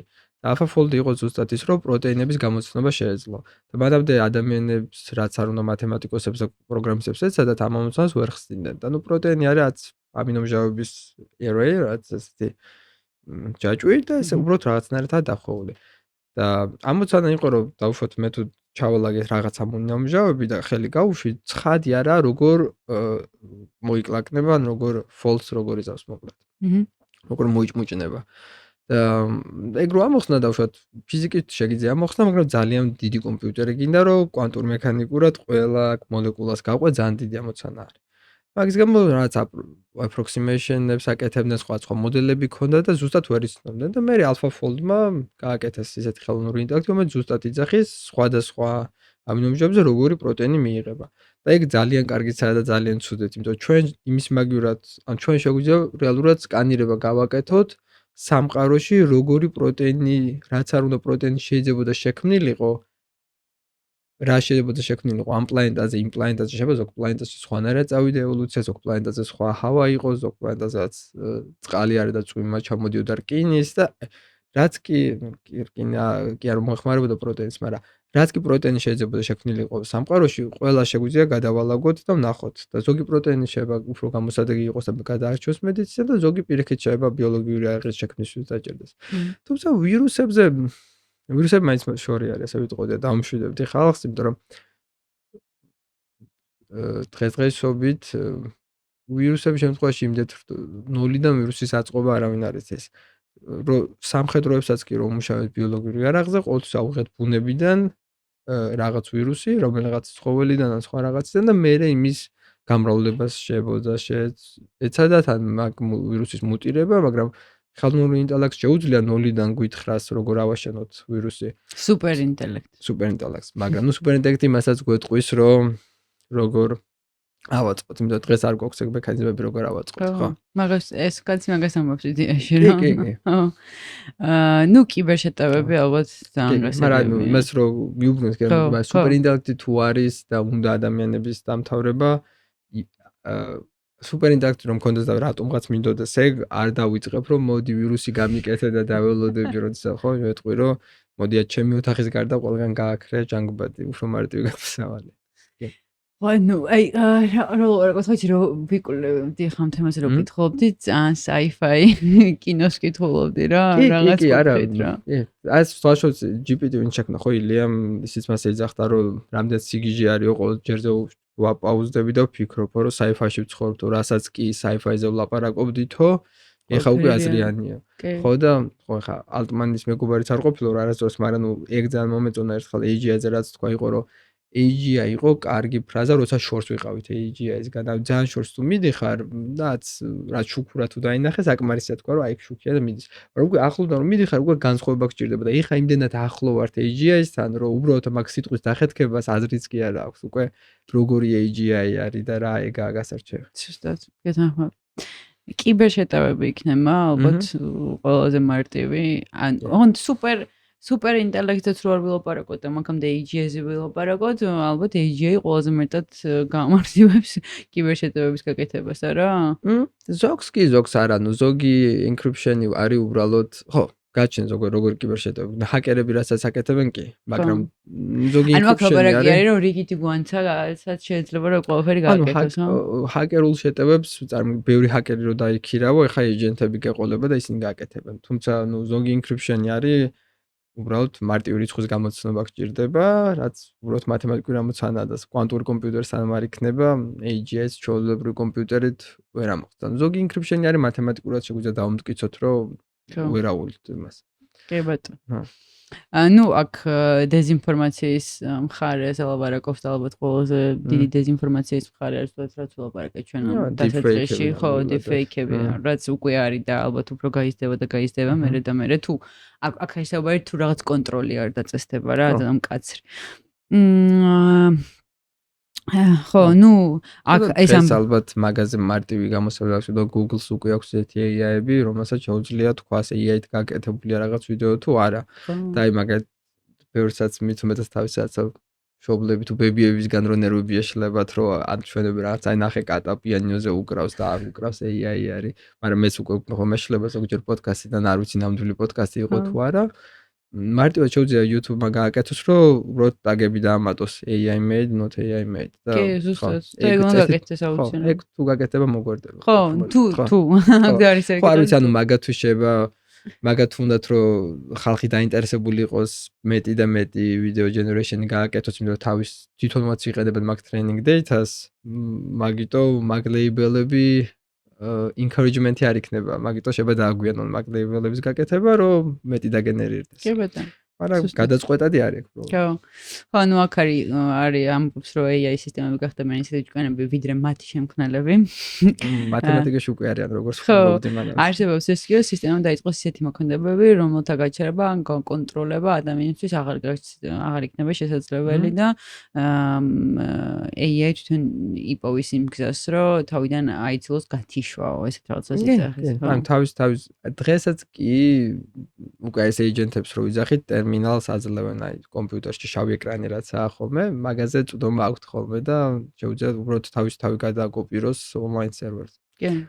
მაგრამ გაცილებით უფრო ჭკვიანი თუ არის, მეც კი წარმომიდგენია, რომ ბავშვად Wi-Fi-ის ანტენით შეუძლია თავი მართლა წვიმის წვეთში დაენკოდიროს და მერე ისე გავრცელდეს სოფლიოში და სადაც მე წარმომიდგენია მას რაღაცები, იმით დაშვებით, რომ ადამიანებს გასებთ რომ ჭკვიანია შეუძლია ესეთი რაღაცების პოვნა, რაც ჩვენ არ წარმოვიდგენია და იმით თავის დამშვიდება, რომ აი ნახე ყუთშია და ხო ვერ გამოვა, იმიტომ რომ მე არ წარმოვიდგენია, როგორ უნდა გამოვიდეს, ეგ არაფერს არ ნიშნავს. ეგ იმიტომ რომ შენ არ წარმოვიდგენია. თორე ის არ მოიდგენს, ხო? კი, თორე ის თუ აკეთებს იმას, რაც მე წარმომიდგენია, ნიშნავს რომ არც საშიშია. ხო, ზუსტად. ხო, და ნუ მოკლედ ეგ იყო რა. და ნუ აქ არის რომ ომის სახეცვლილება, ეს თვითონ არის მუშაობს სამხედრო დრონების პროექტზე და ღიად ამბობს რომ მომავალი ომები იქნება AI ომები, თუ კიდე იქნება. ხანდახან აი როგორი სიგიჟეა მაგაზე რო ვფიქრობ, რომ არსებობს რეალობა, სადაც ადამიანები მუშაობთ ამ საკითხზე, მუშაობთ ხელოვნურ ინტელექტზე, ვლაპარაკობთ რაღაცა სუპერ ხელოვნურ ინტელექტზე და ამავდროულად კიდევ ომზე ვლაპარაკობთ. კი. ნუ სხვა თუ არაფერი ამერიკის სამხედრო ბიუჯეტი არის 1 ტრილიონი წელს. და გაზრდილი. ну არა ეს ხო 1 ტრილიონამდე გაიზარდა, მომამდე მილიარდები იყო. პირველად მოხდა 2 ტრილიონი არის რაც კერძო Department of Defense-ის ბიუჯეტი. ხო, ისე ომს რომ მიუბრუნდათ და რაცა მილიარდებიც კი ძალიან ბევრი არის ხოლმე რაც კვლავებისთვის. ხო, ანუ აი ამბობს რომ ომები იქნება AI თავიდან ბოლომდე და ალბათ რა ტექნოლოგიასაც გამოიყენებენ ყველაფერში. ხო, მაგრამ ალბათ იქნება neural intelligence უბრალოდ, იმიტომ რომ როგორც კი სუპერ ინტელექტი გაჩნდება, ომის საჭიროება ხო აღარ. ხო, ну ომი იქნება ეგეთი რომ ვინ პირველი მიაღწევს Wi-Fi იმაში რო ხია რომ წვეში გადაიქცეს და მე ალბათ ეგ იქნება. კი ბატონო, მე მგონი მოვიცავით ეს ჩვენი ის ხო? მე თუ მოხდა მართა მაგ სტრატეგიას არ არჩევს, იმიტომ რომ მე ყველა მე დამაბრალებს რომ ინსპირაცია მე მივეც რომ Wi-Fi და წვეჩი გასასო. უფრო მაგას კიდე ენერგია დაჭირდება, უფრო ოპტიმალურს მოიფიქრებს რაღაც. ხო, ну საბოლოო ჯამში ეგ არის რომ რასაც მე ვკითხულობ და რასაც მე გავეცანი არის რომ